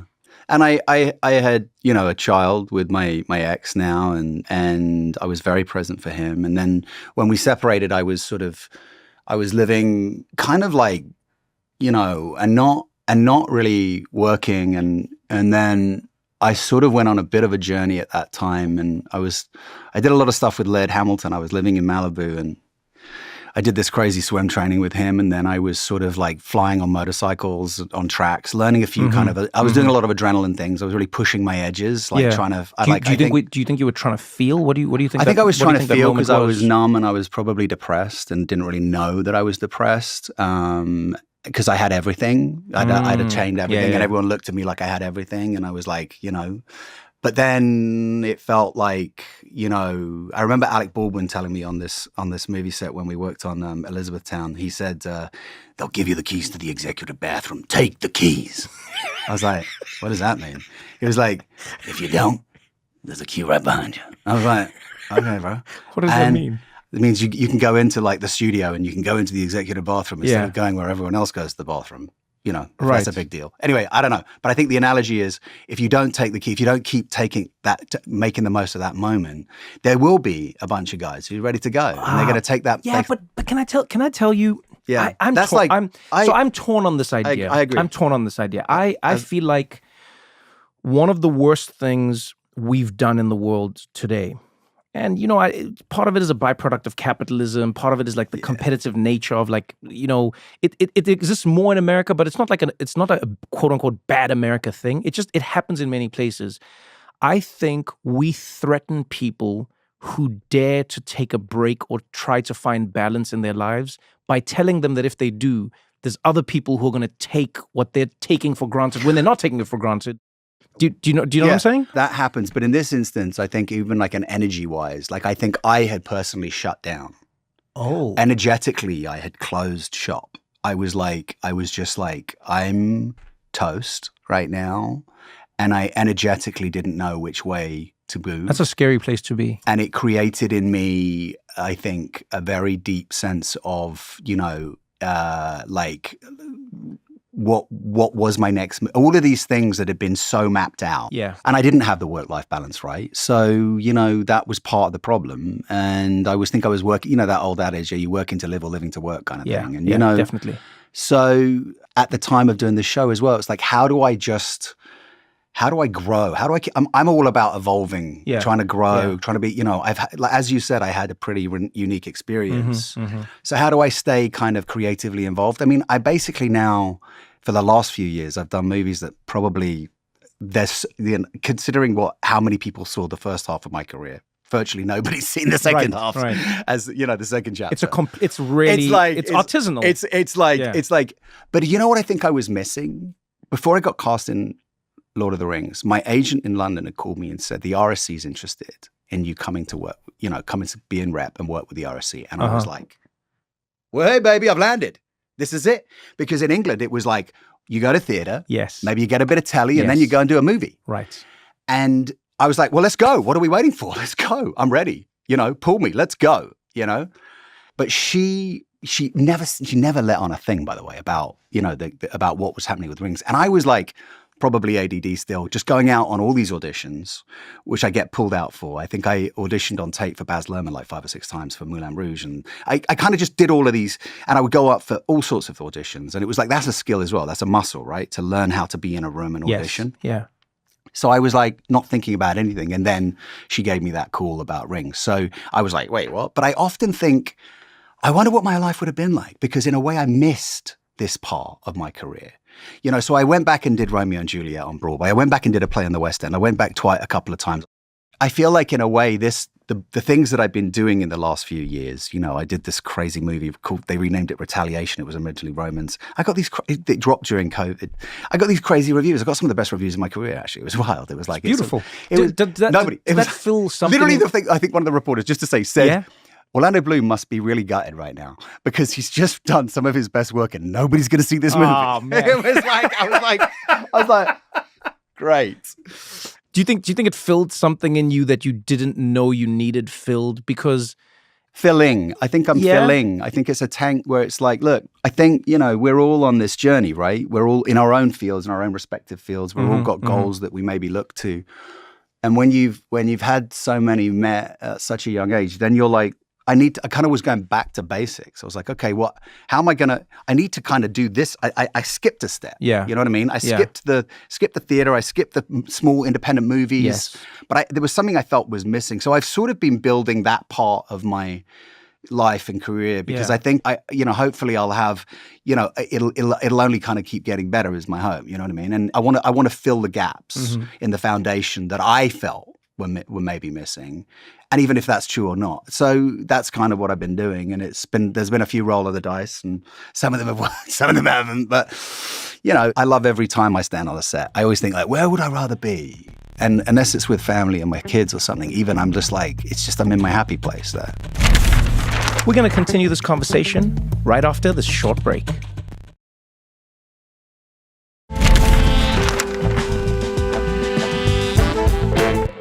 One of the more interesting parts of the show is learning that you essentially, did you break your back or what did you do to it?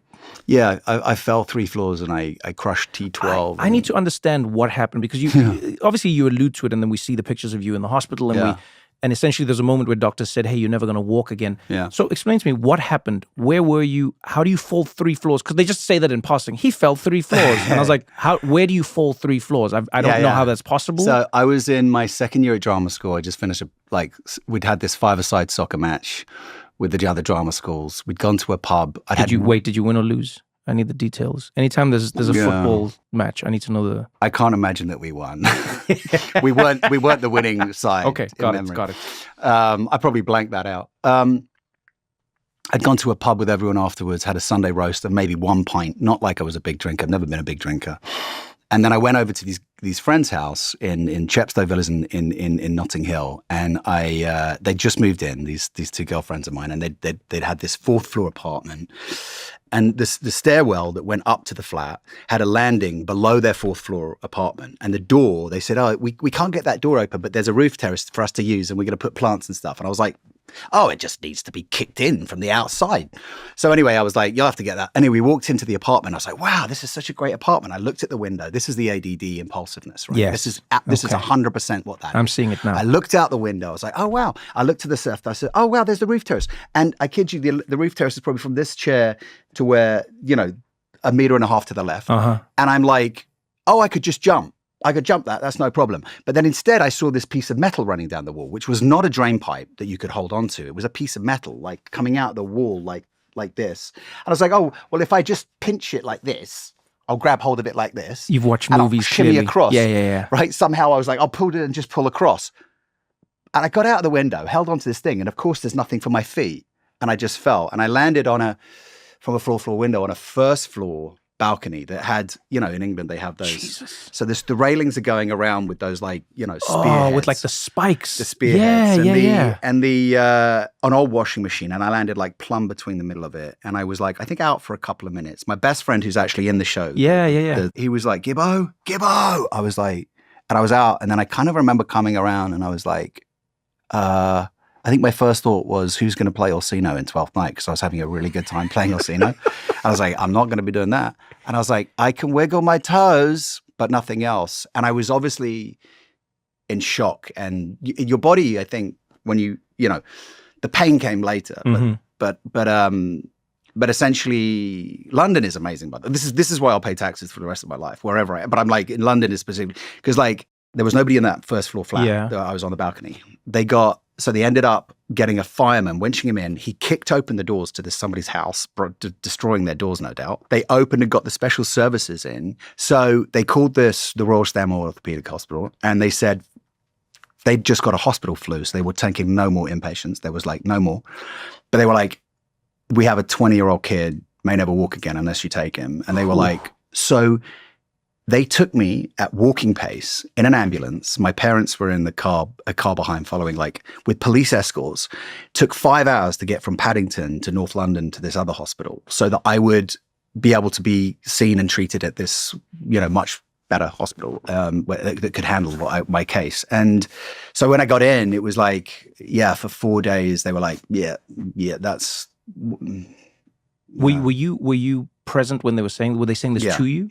Yeah, I was very present. I was in a lot of pain. I basically had almost severed my spinal cord, but I hadn't quite. So I remember this sensation. They had a cage over my legs because if I touched my legs, it was like razor blades coming up under the skin or like electricity. It was crazy. The nerves had gone. There was this wonderful nurse actually who she used to come in at night and move my legs, move my body. Because she was like, I don't even know where she came from. This is the NHS care staff, amazing. But so I'm in this hospital. I'm looking at the bed opposite me, and there's a guy with a cage, one of these. They call it a halo. It's a cage. Young 18-year-old guy jumped into a lake. He used to be in the army. His parents were just weeping by his bed because he was never going to walk again. And there was a guy to my left who'd fallen off a ladder and broken his back, and he was wearing this plastic cast. And he turned to us and he looked, and we were chatting, and I was just getting used to looking at the ceilings and thinking, oh, I could get used to looking at ceilings, I suppose. I mean, they're kind of interesting. It's a different perspective, right? He said, he knocked on his chest and he goes, if you get one of these, mate, you're going to be good. And I was like, what? He goes, this. So the surgeon came. First, they were like, you're not walking again. They said, we're going to do an MRI because you're physically able to move you to the MRI. Mm-hmm. And they were like, it's hanging on by a thread. So we're going to try opening your spine. We will pin and plate above this one crushed vertebrae and the two below that are fractured, but we will put a structure around it, a titanium structure, so that you can move. And then we'll see what happens. And basically I finally got this plastic cast and I, I was 20, so admittedly youth was on my side. And yeah, but still youth. And then, as you said, your maker slash your ancestors slash whatever you want to call it. Whatever you want to call it. Came in hard. That clearly changes how you see the world, and it changes how you see life. Yeah. When you are now climbing. It was interesting. Of all the sports you were participating in, the first time you looked uncomfortable to me was when you had to climb. So jumping out of an airplane, you were like, all right, tell me the rules. How does this go? Right. There's even a point where you come in really hot on one of your parachute landings. I thought you were going to break your legs. And you were just like, ha ha, did you guys see that? Did I scare you? Ha ha ha. And you just carry on. Yeah. You really just carry on. The first time where it just felt like a little bit of your swag disappeared was when you had to climb. Yeah. Yeah, there's two things I wanted to know about that. Is like, one, what did you learn about getting over your fears or your traumas in that experience and in that moment? And did you? And then the second one is, how did you put that much trust in people who you never really met, never spent any time with, but fundamentally had to believe had your best interest at heart? Yeah. Overcoming the fear was a sort of, I've had this sort of unique trust in life since I'm very young, and it's not really any rhyme or reason for it, but I just mentally went to that place, which I think you do when it's game time, when you're like, this is it, I'm on. The most challenging thing, the fearful thing about that, by the way, was for me, was with parts of my dyslexia and other things, it was like these knots. Learning to tie the knots. And when you're going to move these things, it's just like the loop goes that way, and if you go the other way, then it's wrong. And then it's and if you go the wrong way, so that was like I just had to commit to the process and be as present to it as possible, and trust that this was something that was meant for me, and that I'm on this journey and I'm committing to it. So I'm going to go like I do, 110%, and I'm going to go into it. And the really hard part was the second part to your question, which was trusting and meeting Mo for the first time, and who is an adaptive climber, who has climbed since she's a child with one hand, born with one hand. So her spirit and her confidence and the twinkle in her eyes was really kind of leading me forward. And I was like, look, if she can do this and she's telling me I can do this, I can do this. But I had terrible potty mouth on that shot. They beeped me about 1 million times because there were points where muscles in my back and in my body that I hadn't known existed. Everyone says when you climb, you learn parts of your body you never knew you had. And, I knew if I fell, I was going to fall on a rope. So in some ways, it didn't have the same abject terror, right, of standing on the edge of something. But the climbing was just, it was so challenging to overcome. At one point, I'm climbing this in this video bit, and I chant Nam Myoho Renge Kyo since I'm a kid, and this woman goes, so what do you do? I breathe. And she goes, well, because my head was so spinning, it was like, I chant Nam Myoho Renge Kyo. And then I'm like, Nam Myoho Renge. And then suddenly I was like, okay, I'm doing it. I can do it. You know what I mean? It's like my magic kind of tape, if you like. And so I'm like, just like chanting my way through, which is like basically just saying, I'm grateful. I've got this, I don't know if my read was correct, but when I was watching the show, I felt like I learned a lot more about you as a person. You reveal parts of yourself that are forcefully drawn out by the severity of the situation. Right. So when you're wingsuiting and you're skydiving and you're getting, accredited in the space of a week, I see a side of you that is like you really push yourself. I couldn't help but wonder where you get that from. You have like such a, it's like, are you hard on yourself? Are you? Yeah, probably. I don't want to ever look back and think I didn't suck the marrow, right? Because I feel like there's like I would always take the harder path, right? Because I would get something from that, And I think that's what the show represented for me, taking the hardest path possible to confront this fear at a time where I'd felt so much fear. And it's just that. Like for me, I'm super privileged. I'm super blessed. I've had this insane life. What is it going to take for me to be out of that? It took this insanity. Hopefully the takeaway is let's step outside of whatever it is our comfort zone so that we can and trust and engage and be curious and learn and sort of try to, that's me, right? Trying to do that stuff. That's just, and I think the hardness is like,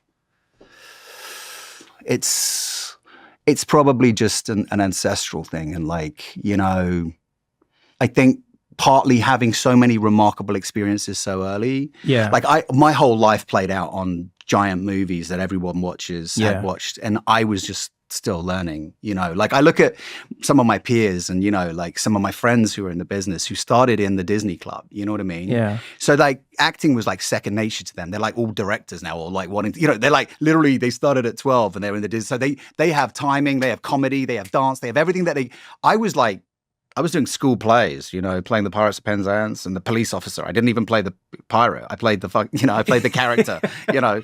And I was like, you know, I went to the National Youth Theatre and I didn't get the lead roles. I was like the spear carrier. And by the way, Chiwetel, who was like, he played Othello, right? And he was like, I was like on stage with him when he was doing it. And he was like chewing the scenery. Oh my God. Yes. He's just like chewing the scenery. We all looked up to him and he was just like crushing it as Othello. I've never seen an animal on stage like it as a kid, right? He's just dominating. And I'm like with my spear. And the guy was like, just pipe down with the spear, Orlando. You're not like, do you know what I mean? I'm like, you know, it was like that. So I'm learning everything, but like in these tiny bits of moments. So then I'm suddenly 20, and I'm going off, and it was the most amazing education. And thankfully, Peter Jackson and Fran, his partner, and that whole team in New Zealand were just like, and Ian McKellen, Ian Holm, you know, Christopher Lee, Viggo Mortensen was my mentor, basically. He didn't even know it. I used to sit next to him and just like absorb his, and that guy, there's a guy who's committed. There's a guy who knows, like, there's a guy who's an artist. Yeah. I think I felt like maybe it was like people would like to say, and people probably think or said it was a layup. They don't know the work that went into it before. Yeah. Okay. So in a way, yeah. It's like they don't know the amount of auditions I went through. This makes a lot of sense. I left home I left home at 16 to move to London on my own, to hustle like a crazy person, to get into drama school, fail the first time, second time get in, then to get myself through drama school, to work on the weekends, folding clothes, to sell, you know, to get, you know what I mean? It's like there's a beautiful phrase. A friend said it to me once. She said, Anele, she was actually on the podcast a few episodes ago for my birthday, but she was saying, I love this line. She said, overnight success does happen overnight, but the preparation leading up to that point takes a lifetime. Yeah. And I think that's sort of what you're speaking to. I was because it's zero to everything. I was but not for probably you. 8 or 6, and I used to sit in the school gym and imagine that I was Superman flying in to get my girlfriend or something. It was like I had like fantasies of playing like the Fall Guy, right? Like Lee Majors. I used to watch that, or you know, like it was things like Dallas and LA Law. I was very like, you know, watching TV of the American style. You know, I mean, like it was all of that led to and I think breaking my back. You know, I think if anything, I remember going back to drama school and I sat in this circle of friends and it was all like everybody had to speak about what they were going to do, and we all had to speak about how we saw the other person, right? So everybody said like, when we come out of drama school, you know, we talked about, and everybody went around and we were like, oh, this is what Maya does. She's this amazing Italian actress who I love and adore still, and you're sort of imbuing all of these people with like their dreams. This is beautiful. I like it. Was really special, and people said wonderful things, even though I'd broken my back, and they were like, and people who I didn't even think liked me, honestly. And they were saying these wonderful things about what they thought I was capable of. And it was as if I didn't know that. It's a very weird thing. You mentioned this earlier, and I think there is a disconnect, which is probably why I keep going back to this makes sense. To building it out. You know what I mean? And I'm good with sense. that. It's like I just work. You know, it's like just keep showing up. I think Tom Hanks said that, right? It's like, and something will give. And it's like in a weird way, I like that though. So the other thing I learned was one of the parts of the show that's, I mean, in time, it probably takes no time in the show, but it has, I think, some of the most gravitas in the show. It's the moments where you're talking to Katie. Yeah. And it's beautiful because it showed me something about the two of you that is very difficult for people to understand until you see it. Yeah. And it's that you seem to be pursuing a life of purpose, a life of peace, and also, strangely enough, like a life of normalcy. Yeah. Which is strange because, like, Katy Perry, one of the biggest pop stars that's ever lived. Orlando Bloom, one of the biggest actors that's ever been, you know, like the movies, no, really, the blockbusters, you name it, trilogy after trilogy. Right. But there's this strange thing where it seems like the two of you have found a connection exists in peace and normalcy. Like, and I could be wrong. You could just be like, nope. No, wrong you're read. right. I think one of the things that I fell in love with Katie was like, I didn't really, she hates when I say this, so I have to word it carefully, but her music was everywhere, right? When I came up, it was just on every radio station, but I wasn't conscious of, like, I wasn't what I was listening to, but like, I fell in love with Catherine, this girl from Santa Barbara, you know, and by the way, parents, pastors, living on food stamps. Yeah. We're not talking glamorous, Right. Montecito, like, or Yes, Santa it's Barbara. the side of Santa Barbara no one knows. It's Yeah. this side that no one knows. And we both understand, I think, we both meet each other with understanding where we came from, what we worked to do, what we had to do to get to where we got to. Mm-hmm. And she definitely demands that I evolve, right? And I feel I do the same for her. And that makes for fireworks, pardon the pun, but it also makes for a lot of fun and a lot of growth. And, you know, I wouldn't change it for anything, even when sometimes it feels like, how do we do this? Mm-hmm. Because we've got these two giant careers and lives, and hers is even, you know, it's like a universe sometimes. Yeah. But I think I just keep coming back to her and trying to like hold her hand and walk her back to the sand pit and be like, yeah, but we're just going to build a sandcastle, you know? And she loves to do that too. She's like, oh yeah, the sandcastle, or the ride of the bike, you know, the little moments that, and she's a master at helping to, you know, create the help to keep building those moments, you know? So I try to hold a space big enough. I try to be big enough. I think you could even say in the show, it was like me proving to myself that I was man enough, big enough, whatever, capable enough. Because part of it was I learned to be capable in that show. In life, in a way that like, and it's like, see, I can do it. Yeah. Mom, I can do it. Yeah. See this, babe? I can do it. You know, if you thought I couldn't, I drive too fast. Look at this. You know what I mean? But in a way, you know, that's me. That's my journey. That's my journey of evolution, to like constantly remind myself that, you know, of the things that, you know, because sometimes I forget. I mean, maybe. But it seems like she never forgets. That's what I mean is so powerful. And I hope people watch the show, even if it's just for that moment and that reason. Yeah. Every time you do something amazing in the show, and it's amazing not just because you've done it, but because of the time frame that you've done it in, you seem to be surprised and you seem grateful and you seem happy. She seems like it was a confirmation of something she always believed about you. Do you know what I mean? Yeah. There's always a moment where, and she either says it or she intimates. She almost has a vibe of like, all right, now come home. Yeah. You jumped, you did it. I knew you were going to do it. Now come, don't. Right. You know what I mean? Yeah. And it really is. It really is stunning. Don't go anywhere, because we got more What Now after this.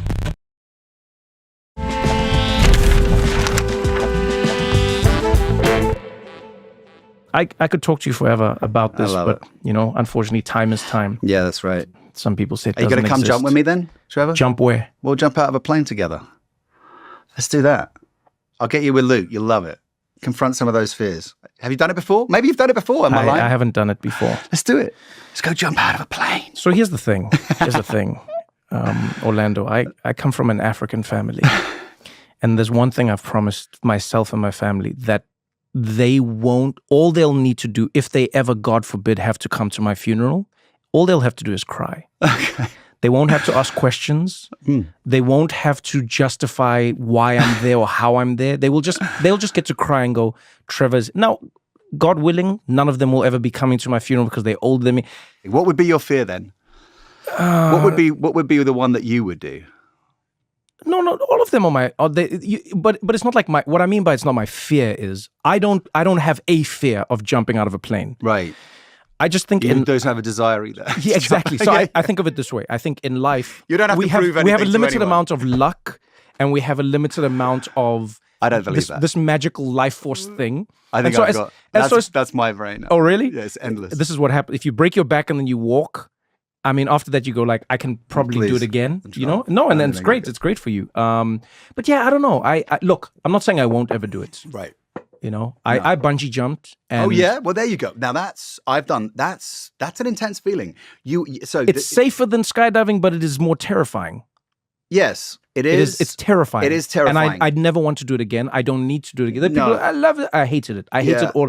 Yeah. I hated jumping. I hated waiting to Where jump. did you I jump? hated falling in South Africa. Yeah. At the time, it was the crazy. highest jump. Yeah, that one. Yeah. It's yeah. It's just terrifying. Yeah. And then there's a moment where you just hang upside down. This is all that's Dangling. happening. Blood You're dangling. rushing to The your blood's head. rushing to your head. And you're thinking, why did I do this? And then it feels like your feet are slipping out. That's And so then funny. and then you get to the top, and they're like, huh? Huh? And How's that? I'm You're like, no. I'm good, thanks. It felt like I jumped off a bridge. Do you know what I mean? Yeah, I do. There was nothing that changed in me. Because let me put it this way. I believe as Trevor, I can jump off a bridge if I need to. I believe this. So nothing changed after that. I didn't walk away from it going, you see, I can jump off a bridge. I knew I could. If I need to, I will jump off of a bridge. Right. But I'm not, I hope I don't need to. Right. Before I let you go, I'll ask you the question I ask everyone who comes on the podcast. And thank you again for joining me. You know, I Thanks for having appreciate me, the man. time, the conversation, I love it. you being candid. Love what you're doing here. What now? Like what does Orlando seek to do now? Because again, you have sort of done the same thing that you did with Lord of the Rings and Pirate. This is another trilogy, but this is a personal trilogy. Right. Where do you want to see yourself I have going these from like here? 3 visions. If I can make good on this promise that I made to myself that for my career, right? Yeah. Like if I can make good on this promise, then I'll be able to use what I've been doing there to support my work, like UNICEF, which I've done for like 20 years, which I find like to be the most rewarding thing in my life outside of my family. Right. So if I keep moving those 3 around, so it's a quite Family. Family, The- not in any specific order, No, but no, yeah, family. yeah, It's like family. if my career's going, Right. if I keep just showing up for my career and Okay. it keeps working, then it gives me a greater platform to keep working on UNICEF, which is really something that I think they do amazing work. And then, and then my family will be taken care of, and that's the most important thing. Interesting. To me. And so it's a trifecta. It's a trifecta that just keeps working. It's I'm like, with okay, you. keep I'm with doing you. this, do this, I'm and with you know, and then you're good. Do you know what I Yeah. mean? And you know, I think simplify. Honestly, like I think I'm 7 years more older than you, and I think it's like I just need to, like, who wants to sift through this stuff when I'm gone? You know what I mean? Like, get rid of it. You know what I mean? Like, I'm like, but it's so valuable, is it? Does anyone really know? But you know, just think the over my attachment to things, Right, and just right. like just simplify so that you can just. The one thing my mum did say to me is, "He who travels light travels far." I don't know where I missed that lesson because I keep saying it, and I do not travel light, but I like to think I travel far and mostly in my head. So I'm just, slowly preparing for death. Damn. I mean, that is both. I recently meditated with some monks. who Yeah. said, and it's funny because you practice Buddhism. Yeah. That is one of the fundamental principles. Yeah. Is understanding that it is all fleeting. Yeah. Understanding that it is all temporary. Yeah. But having more appreciation for it because of that. It's like some of us just keep focused on this life. It's like I'm thinking about the next life. Mm-hmm. You know what I mean? I'm like, no, this life, don't fuck it up. I've already been given I've been dealt some pretty nice hand. Yeah. Don't F it up.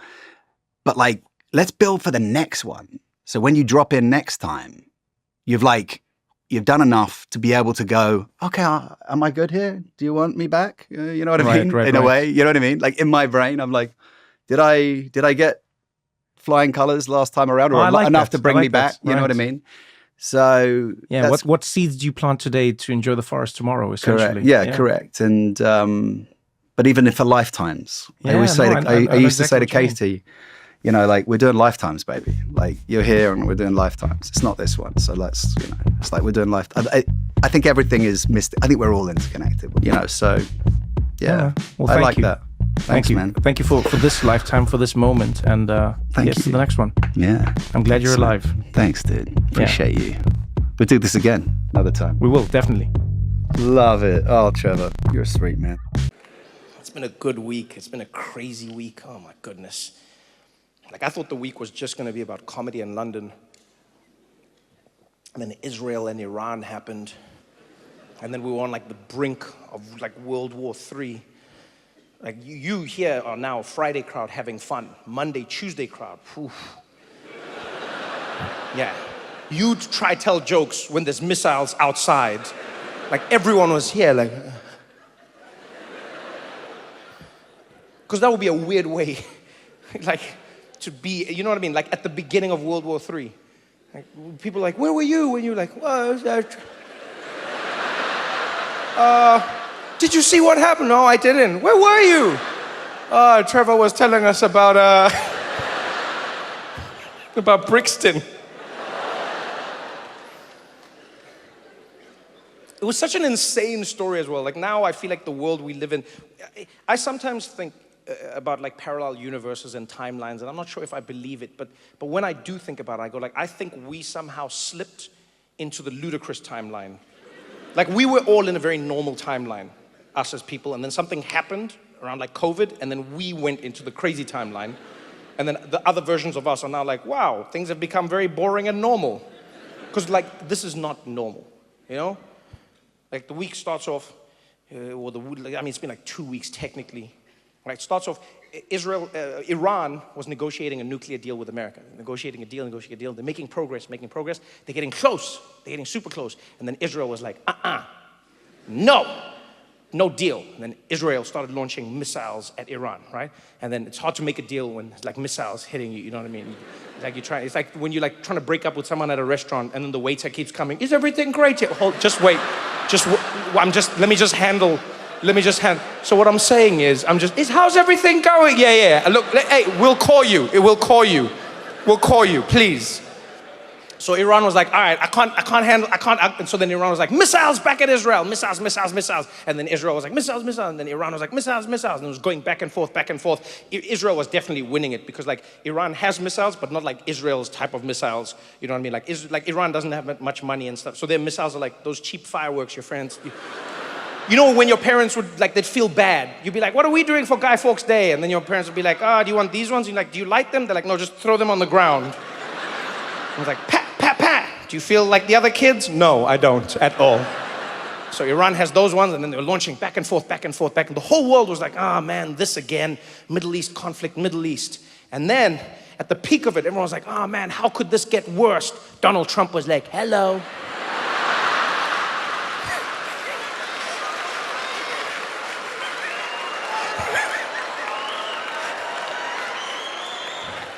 Donald Trump came in and he was like, I'm gonna help. I'm gonna totally de-escalate this situation.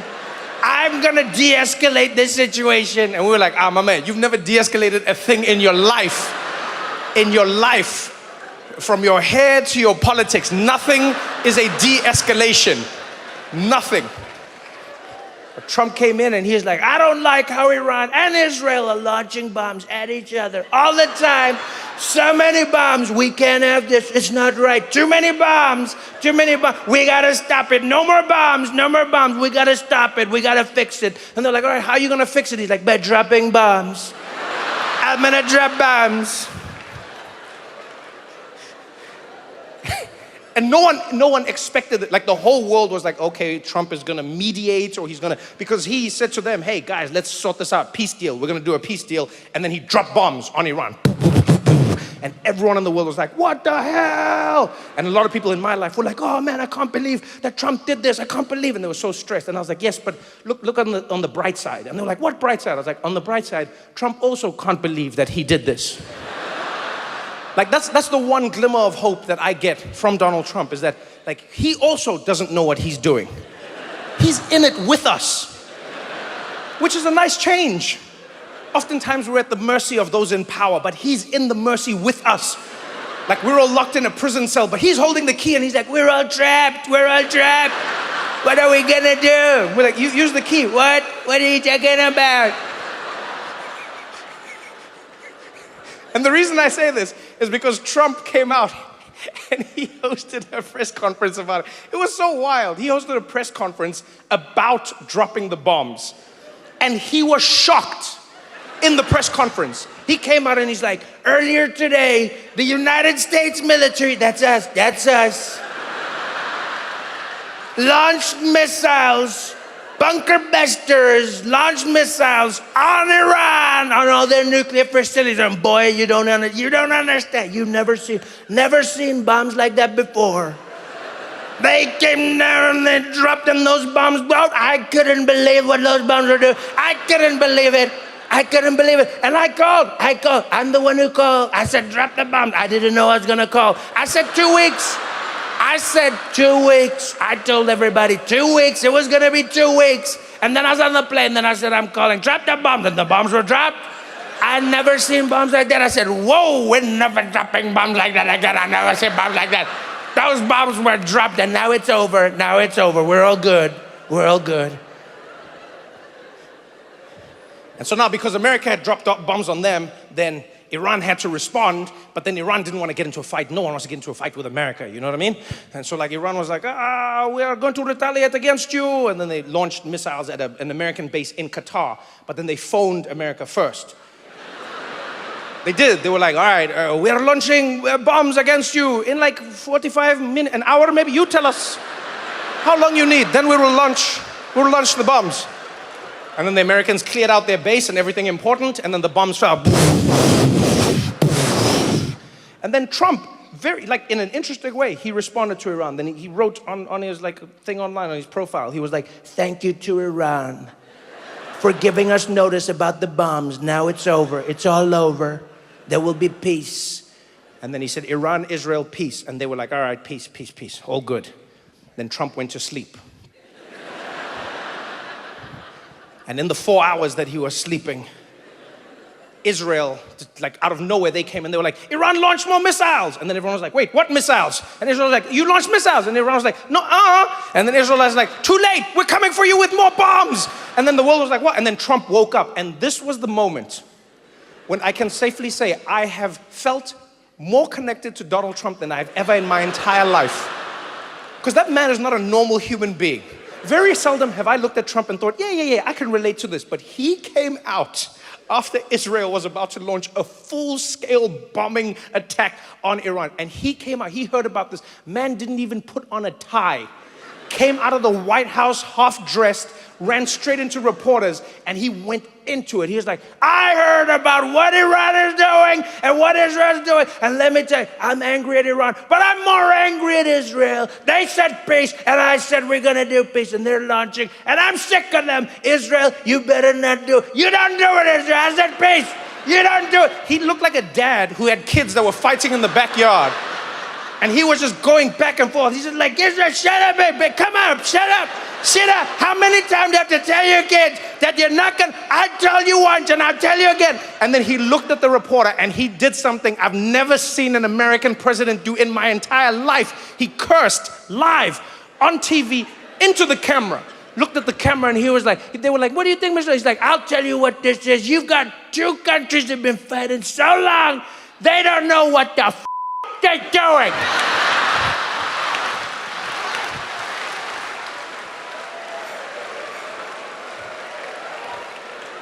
You're like, "Oh, Dad is mad." Dad is mad. And I don't know what was crazier, the fact that he cursed on live TV as an American president, or the fact that that somehow became bigger news than the actual bombs that were dropped. The bombs was like half a day of news. The biggest bombs ever dropped on a country randomly out of war was barely any news. And then Trump came out and he swore every news outlet, Guardian, BBC, Al Jazeera, CNN, you name, all of them, Trump curses, Trump swears, Trump says F word, F word. And I was like, damn, so the F bomb was more important than the bomb. Everyone on TV, we've never seen this before. We've never seen an American president curse on national television. This has never, I don't even understand what we're seeing right now. Donald Trump, and I must warn sensitive viewers, yo, you showed footage of cities being leveled by bombs.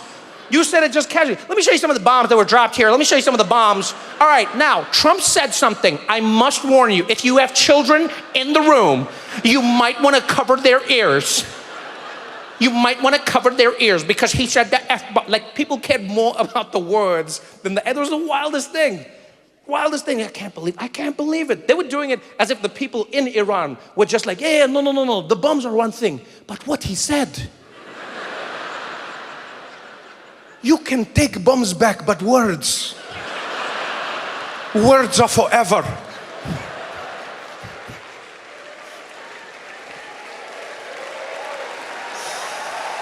Oh, man.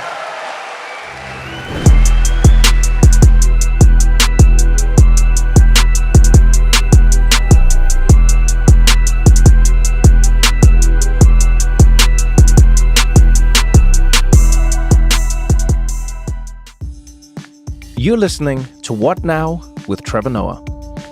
So it's Thanksgiving week here in the United States, and guess what? We have a little bonus episode just for you.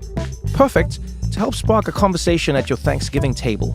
Yeah, and hopefully, a conversation that won't lead to someone storming out of the room.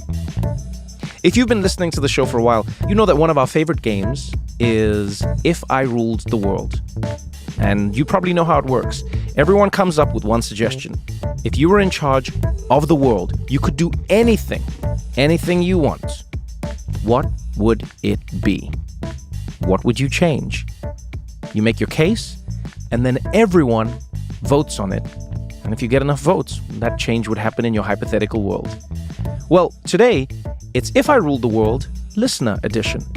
We got a bunch of suggestions for ideas from you, the What Now listeners, and Christiana Mbakwe Medina, Josh Johnson, and I. Well, we run through them, and we decide if we would in fact want to live in your world.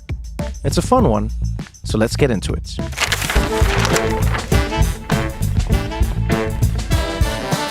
This is What Now with Trevor Noah.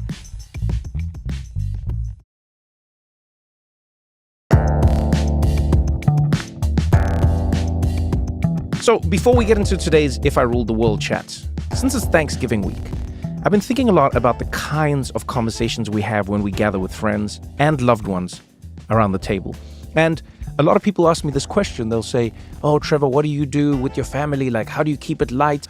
And look, I don't have a perfect answer for this, but I noticed there was a distinct difference in how some people started having their Thanksgiving conversations, especially over the past decade, let's say, and how we would gather with family members back in the day in South Africa.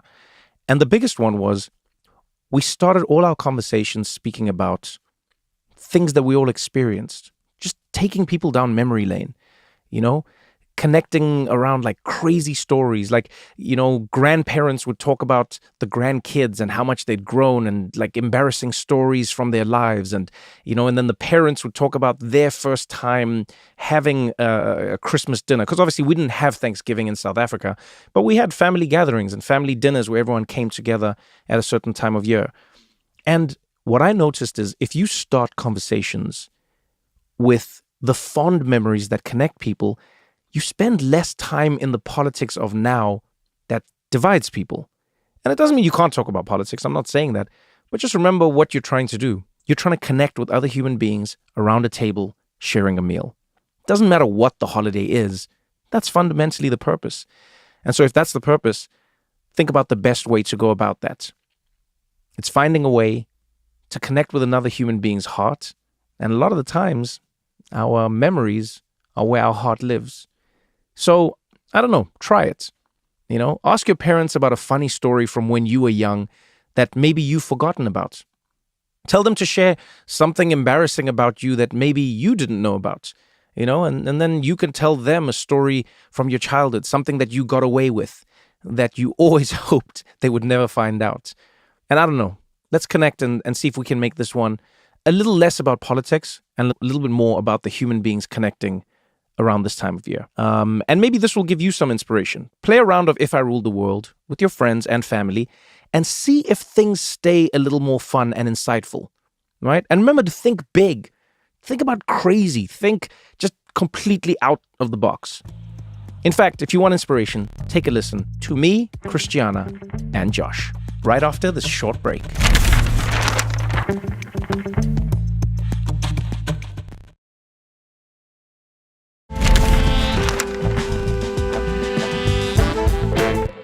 Well, look at that. We're in the real world now. Here are a few that came in. I'm going to read them to you. I mean, we're still judges. Reading and reacting. I will read them to you and then we'll vote on them. Okay. First suggestion. If I ruled the world, all airplanes would board from back to front and we'd remove all Wi-Fi from planes. No. I mean, they had me with the first sentence. I don't know why they would ruin it with the second one. Yeah. What, you want the Wi-Fi? I disagree with both. I just started flying business class, and now you guys want to take it away from me. It's just Wi-Fi, though. Yeah, but if you're in the business class and you board later, that's more time to be in the lounge potentially. If you really think about this as like a real champagne capitalist, right? Okay. Let all the pores get on first, right? Then what's the point of the capitalism if you're not treated better? No, No, Josh you is are saying you are treated treated better better. because you get to sit in a lounge for longer. Yeah. No, but then you lose the overhead space. No, you don't, because they No, save no. it for business class. They're supposed Yeah. to save it. The only people who lose it are the people in the middle. They're screwed no matter who boards. And they paid more for their ticket. Yeah, by the They did way. actually. It's crazy. They did actually. Yeah. So you're a no. Absolutely not. And I want Wi-Fi on a plane. You like Wi-Fi on a plane? Yes, I'm Wow. on TikTok. I'm on Instagram. I'm scrolling. I'm in the family WhatsApp group. Christiana, we need to discuss your habitual connectedness. Oh yeah, I'm heavily online. Do you know that's the chronically. one time where I'm gone? Gone in ways that you cannot even Yeah. imagine. Why? No, when I'm on a plane, I'm like, guys, there is nothing that needs me on a plane. I'm gone. I have like that old vibe to it where I'm just like, he's on a plane. You know who I'm like? Remember Justine Sacco? Oh yes, The girl, the girl who made the joke, the woman who made the joke and was like, going to Yeah. Africa, hope Yeah. I don't get AIDS, lol, just joking, I'm white. And then landed in Africa and her family was like, you need to go back to America. And the whole world was like, you're fired and we hate you. Yeah. I live that kind of life. I don't want to know anything that's happening on the ground because I'm on a plane. Even if like an asteroid hit, it's none of my business. I'm on a plane. It's nice to be unreachable. Yes. So I agree with that. And that's why I would say, even though I'm not fully in favor of the Wi-Fi thing, there are certain movies that I don't even try to watch unless I'm on a plane. There's got to watch it right away, wait till it comes out on Yeah. streaming, plane. Yes. And so I think if I had Wi-Fi on the plane, I wouldn't You wouldn't watch them. watch them. Yeah. So I'll go fully yes with this. No Wi-Fi, but then Christiana voted no on it. no on both proposals. And board from back to front, you and Josh? You have to board from back to front because the chaos that happens that the way that we do it now, Yes. we're late every time. They have to make up time in the air on the last like 5 flights I've been on because we get to the back and they said that it was full, but then everybody's like, I'll risk it. But- And they're sitting in all these different areas. And so now people have to go to the back because that's the only place with any space. But then people who finally get to the back who were boarding last because they're group Z, they're the ones that are like, but this should have been my space. Now there's an argument. You got to board back to front. So I've seen somebody deal with this. I guess they were like I don't know what level of math you have to be doing. But apparently the best way is not back to front and it's not front to back. Because if you do back to front, there's also going to be issues apparently.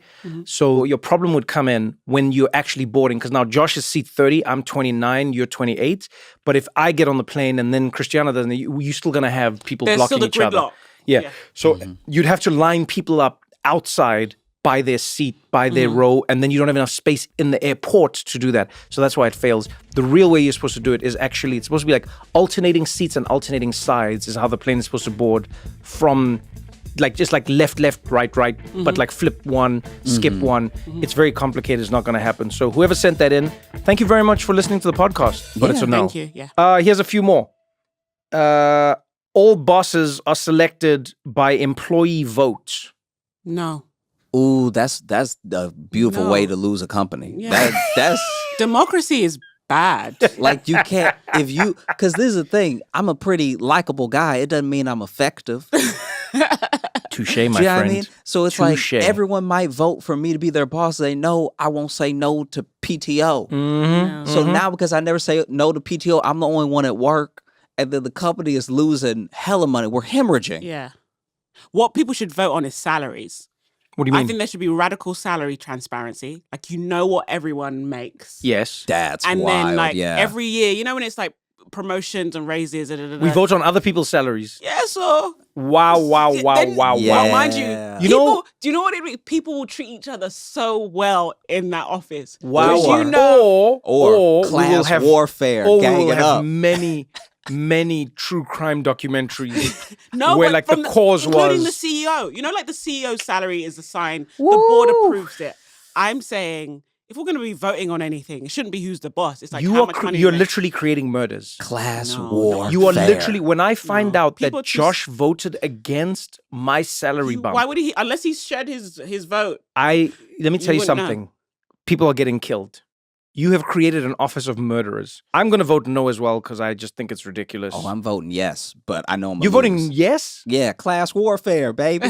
Man, whoever you are, you brought out Josh the Joker, the worst version of Josh. This is the Josh that, like, if he falls into a vat of acid, we're all screwed. The only thing holding Josh back from this character is that he's still like a functioning member of society. So that's two no's and a yes. Yeah. All right, Okay. it's a no. But thank you for listening to the podcast.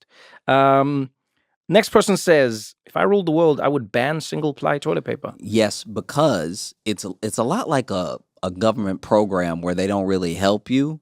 I would rather have no toilet paper in there than toilet paper I can see through when I look at it in my hand. You've clearly only grown up in a first world country. Do you guys know this stuff before toilet paper? Yeah, like yes, I wiped my ass with newspaper for like years of my life. newspaper's thicker than one ply. Have you ever met the corner of a newspaper that you folded? There's no edges on toilet paper. It's sharp, but Yeah, it's it's sharp in thicker. your butt. Exactly. it's thicker. Sharp in your butt. Exactly. The This is a very first world opinion. You would rather have no toilet paper? one ply is your hand. I Yo, would no, tell. it's I've water. used my hand. I've used my hand. Have you used your hand? I've used my hand while I use one ply. First of all, why do people act like you can't fold the toilet paper? What crazy world are we but living one in? ply- Because when It's you also want, rougher. yeah, The when texture you of it's when you rougher. try to Yes. wrap one ply, Yes, I understand you can't this. make two ply. Okay, One people, plus one let still me- equals one. Let me explain something here. One ply is like flying coach at the back of a plane. It is the least good way to do something, but you are still flying in a plane. Everything Interesting. else is walking or being on like a ship. The way that my fingers have Josh, broken have you wiped through your one ass? ply, Have you wiped your ass before without toilet paper? I've had to, Intentionally. no, not intentionally. Intentionally. I've had to. Yes, I have had to use. Intentionally. I have, Josh. I have. Let me tell you something. Don't ever wish toilet paper out of your life. I'm not saying I wish all the toilet paper out of my life. I'm just saying that one ply is so bad. Yeah, you'd ban it, but then now we have no ply. Okay, I'm ready to vote. Mine is no. Christiana? No, but because I think it's good for the planet. Right? I don't know how Okay. trees work, but it's Okay. less paper. So All right, Josh. Yes, because it's barely real toilet paper. All right. Well, that's still That's two that- no's Yeah. and one yes. Your If I Ruled the World was voted down. But thank you very much for listening to the podcast. We really appreciate you. Thank you so much. We're going to continue this conversation right after this short break.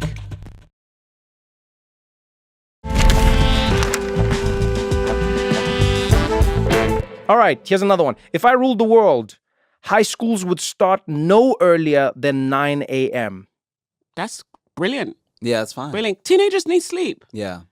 It's cruel. That's like part of the problem. Probably, actually, yeah. there would be more kids in extracurriculars if some of them weren't at like 7 a.m. Extracurriculars? Yeah. Yeah, So yeah. like some of the clubs, like for instance, I did Quiz Bowl when I was in high school. You did what? It's like trivia for high school. I was a virgin, so You did what? What is it? would hope I just so. want to know what this is. Quiz Bowl is like, okay, it's like imagine Jeopardy, but for everybody, and you go up against other schools. Okay. And you do Jeopardy pretty much, but it's not like the structure of picking off the board. Okay. It's like, I'm going to ask you one of the most random questions you ever heard. Yeah. You might know the answer, you might not, but your school gets points if you do. Huh. Could you be like, yo, there's a girl, Tinashe, at our school, and she has what on her backpack? Can you ask a question like that? It's all Jeopardy type things. Okay, so it's what's more the general biggest knowledge. ocean? Yeah, Okay, yeah. okay, got but it, it's got it, more got it. specific than general knowledge, which is also.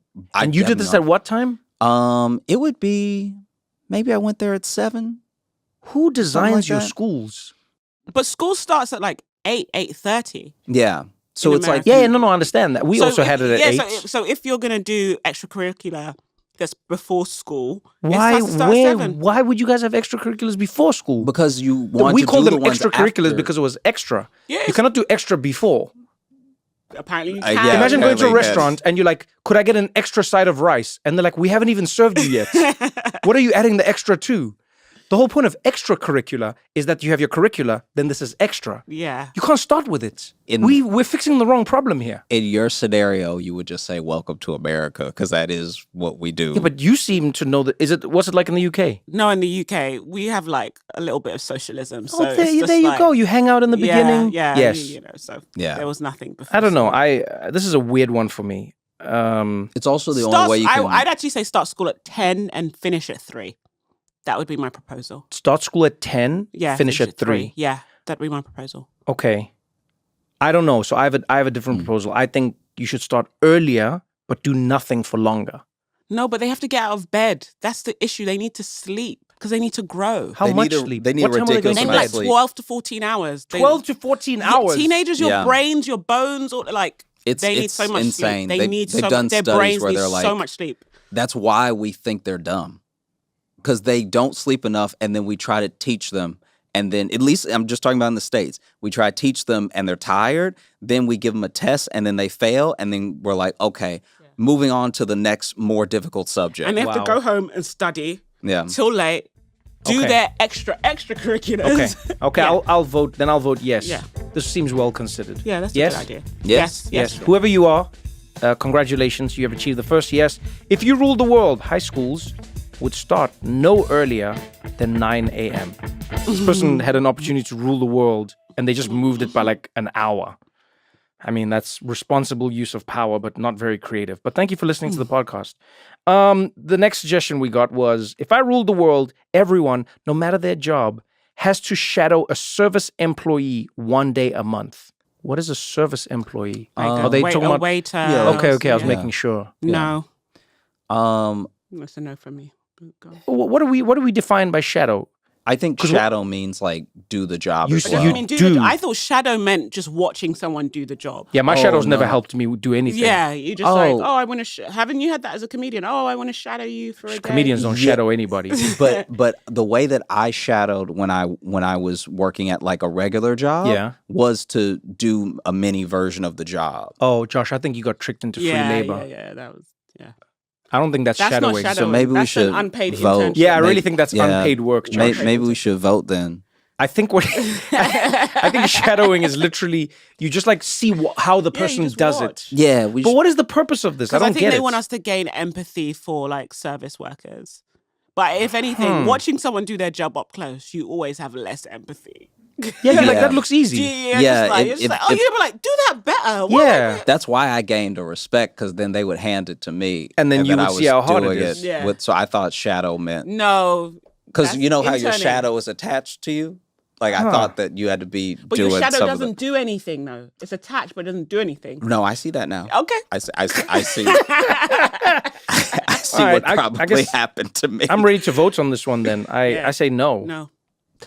No, Is it no for you, Josh? Yeah. nah. I guess not. Now knowing what the understood shadow is, I'd say no. So no. Okay. Yeah, I thought shadow. Thank you so much for submitting, but you will be the only person shadowing somebody at their job. But thank you for listening. All right, our final idea from the people who listen to the show. If I ruled the world, all toilet stalls should be completely soundproof. We don't need to hear what's going on in there. Okay, this one, I'm already going to tell you is a no for me. This That's is like the joy of going to a public toilet. You like to listen. No, I don't like to listen, but that's the joy of it. It's like a horror movie. I don't like horror movies, but if I took out the scary parts, then it wouldn't be a horror movie. A public toilet without the sounds is not a public toilet. It's You know still what I mean? public. It's Guys, just it would be soundproof. It would be creepy. Imagine going into a public toilet and it's silent. I want that. No, this is I creepy. want that. Here's the thing. I'm gonna vote no with you, but for very different reasons. Like I feel like I don't love the sounds, and I'd rather not Okay, hear you're, them. so you're what's your misunderstanding no? me. You're misunderstanding me. No one loves the sounds, Okay. but the sounds are part of the experience. I don't want. I don't even want to hear the toilet flush.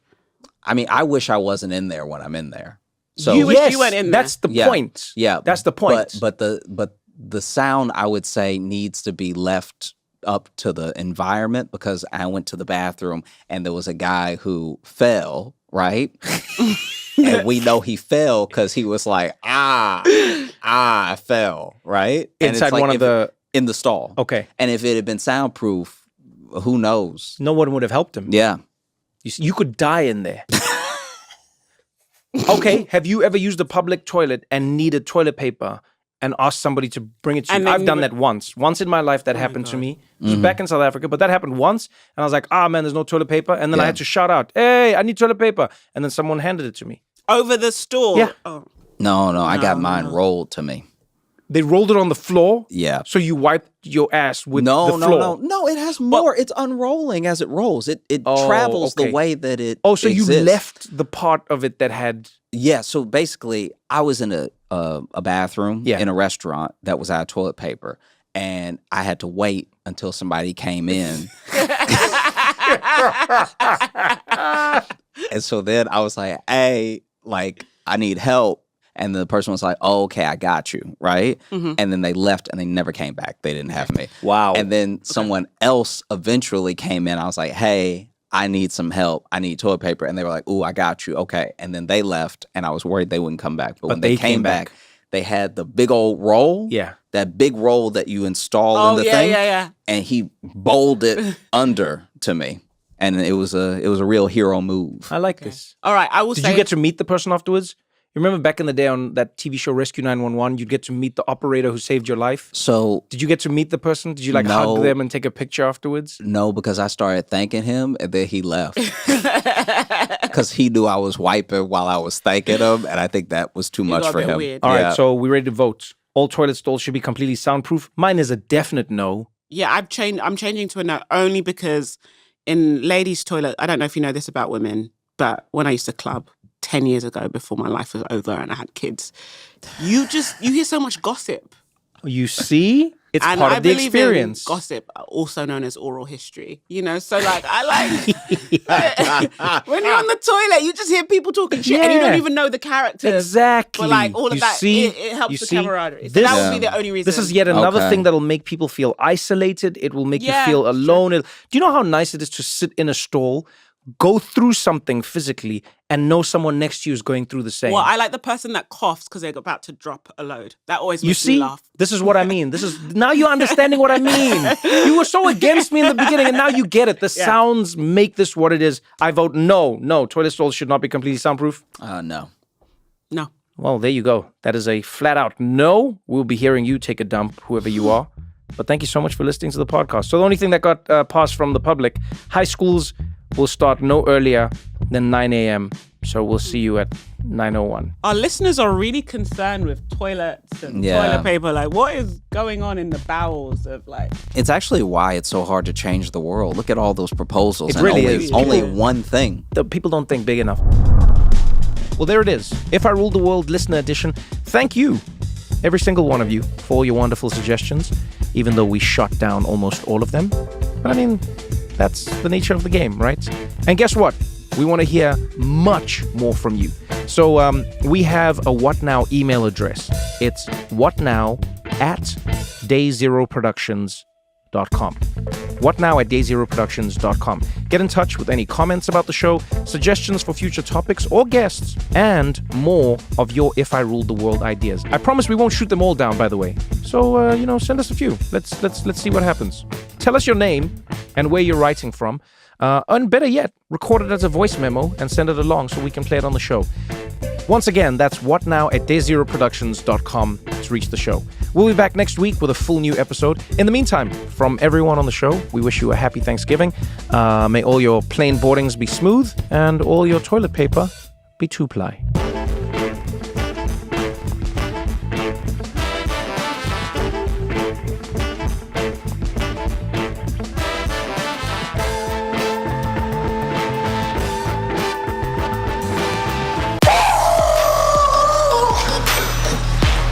What does it do again?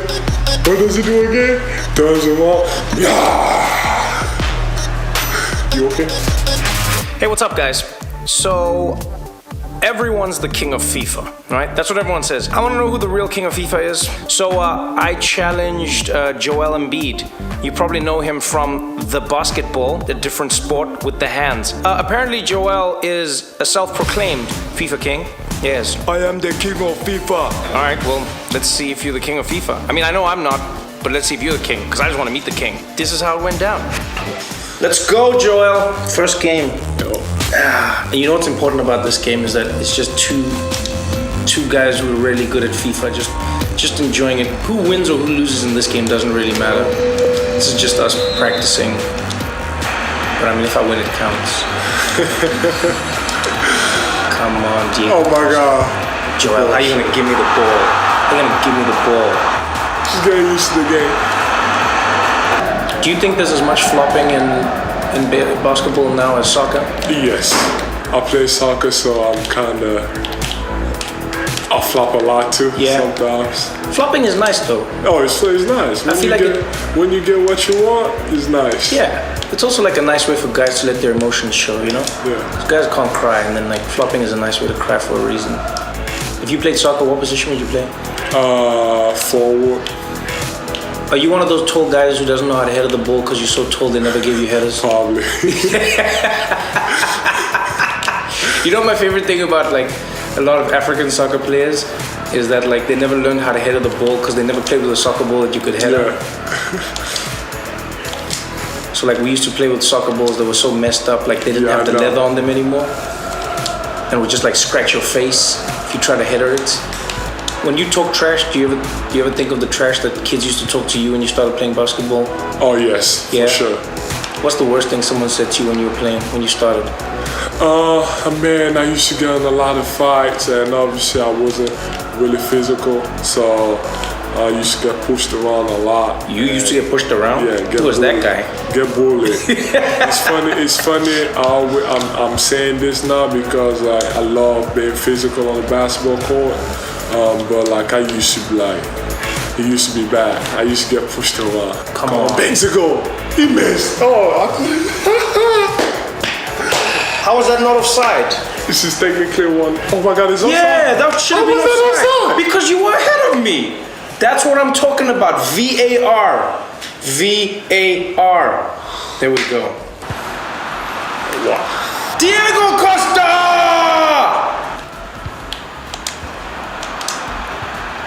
Come on. Keeper! Oh, you picking the ball up? Oh, you serious, Joel? That's 1-1 in my book because you gave me a goal. Yeah. So, although everyone in the world will know that I beat you in that game, for me, it doesn't count as a win. I'll let you win. Yeah, because you gave me the ball, so I don't count that. Even though everyone else will count it, I don't count it. I don't count that at all.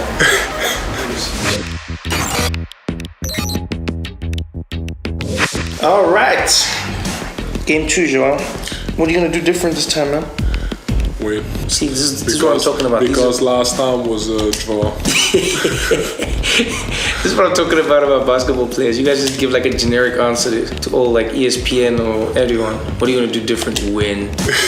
Well, thank you so much for chatting to us, Joel. Thanks for that insight. Back to you guys in the studio. Man, I'm loving the way they move in this new FIFA. I'm not even gonna lie.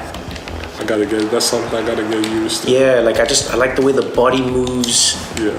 I can feel like the weight of the players. Like if you were in FIFA 19, I'd be able to feel that you're like a 7-foot giant who's a really soft, emotional guy.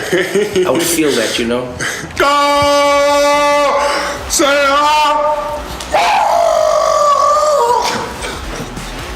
What does it do again? Turns him off. Yeah. You okay? Anything! You got lucky on that one. Come on, Munier. It's trash, just like you. Wow. Penalty. No! How's that a penalty? How is that a penalty? Oh! Where's the stability in this midfield, people? Go! Oh! That's what did I just say? Who we needed? Who did we need? Mandzukic, right? Did you score? I guess you won on your team now. Good game, man. Good game.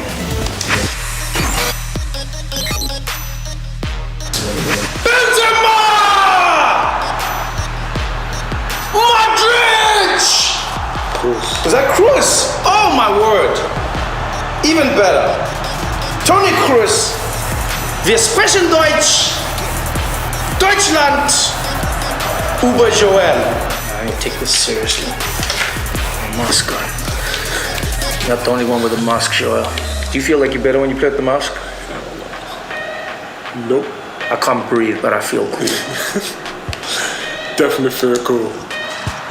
It's called Mask Trev! What?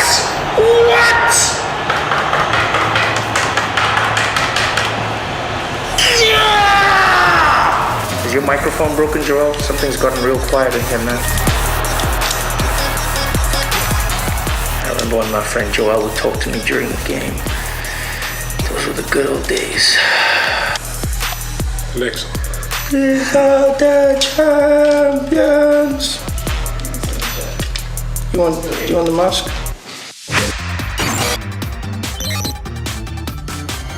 All right, time for us to check out some of the new modes in FIFA 19, Joel. Survival is the one where, like, every time you score, you lose a player on your team. Let's try that one. Yeah, because then I'm gonna have fewer players because I'm gonna score goals, and then you'll be able to catch up to me, which is nice. Go! I miss a cookie. Man, this is hard tactically. Now, do I just try keep it at 1-0 and play 10 men, or do I try score again, but then I play you with 9 men? I mean, don't get me wrong, I could beat you with 9 men, but I don't know if I want to do that. I don't know if I want to have that stress in my life. Wow, Leroy Sané, what a goal. They should let you choose who the other team loses. They're going to take Sterling. De Bruyne! Oh, Yes! That's the boss. De Bruyne out! Why can they let me... Get him out of here! Why can they... Aguero's... That's the worst I can lose. Joel, what if I told you I was only playing at 70% of how I normally play? I told you the same. Oh my God. Oh, that new tap system, man. Ah, gotta get that right.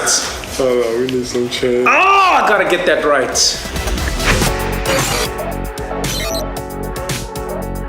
Let's do Champions League. Champions League? Do it. Let's do a Champions League final. Ooh, this song gives me goosebumps. I know, I love this. These are the champions. Final of the Champions League. Real 2 Madrid. years ago, I was at this game. Yeah? Yo, That must have been electric, man. amazing.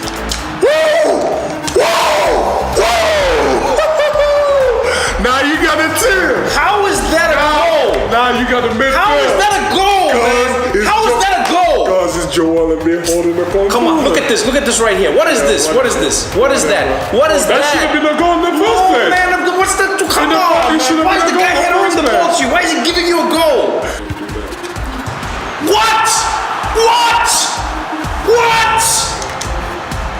Modric, baby. What you know about that? No chance. Gareth Bale, baby. How you gonna predict what you can't stop? Gareth Bale. Why are you letting him run? No, if that's not offside, it's over. That's not offside? Oh my God, I thought it was an offside. I thought it was an offside. Oh my God. Wow. You got, oh my God. You gotta play the whistle, Joel. That's what my coach in high school used to tell me. You gotta play the whistle.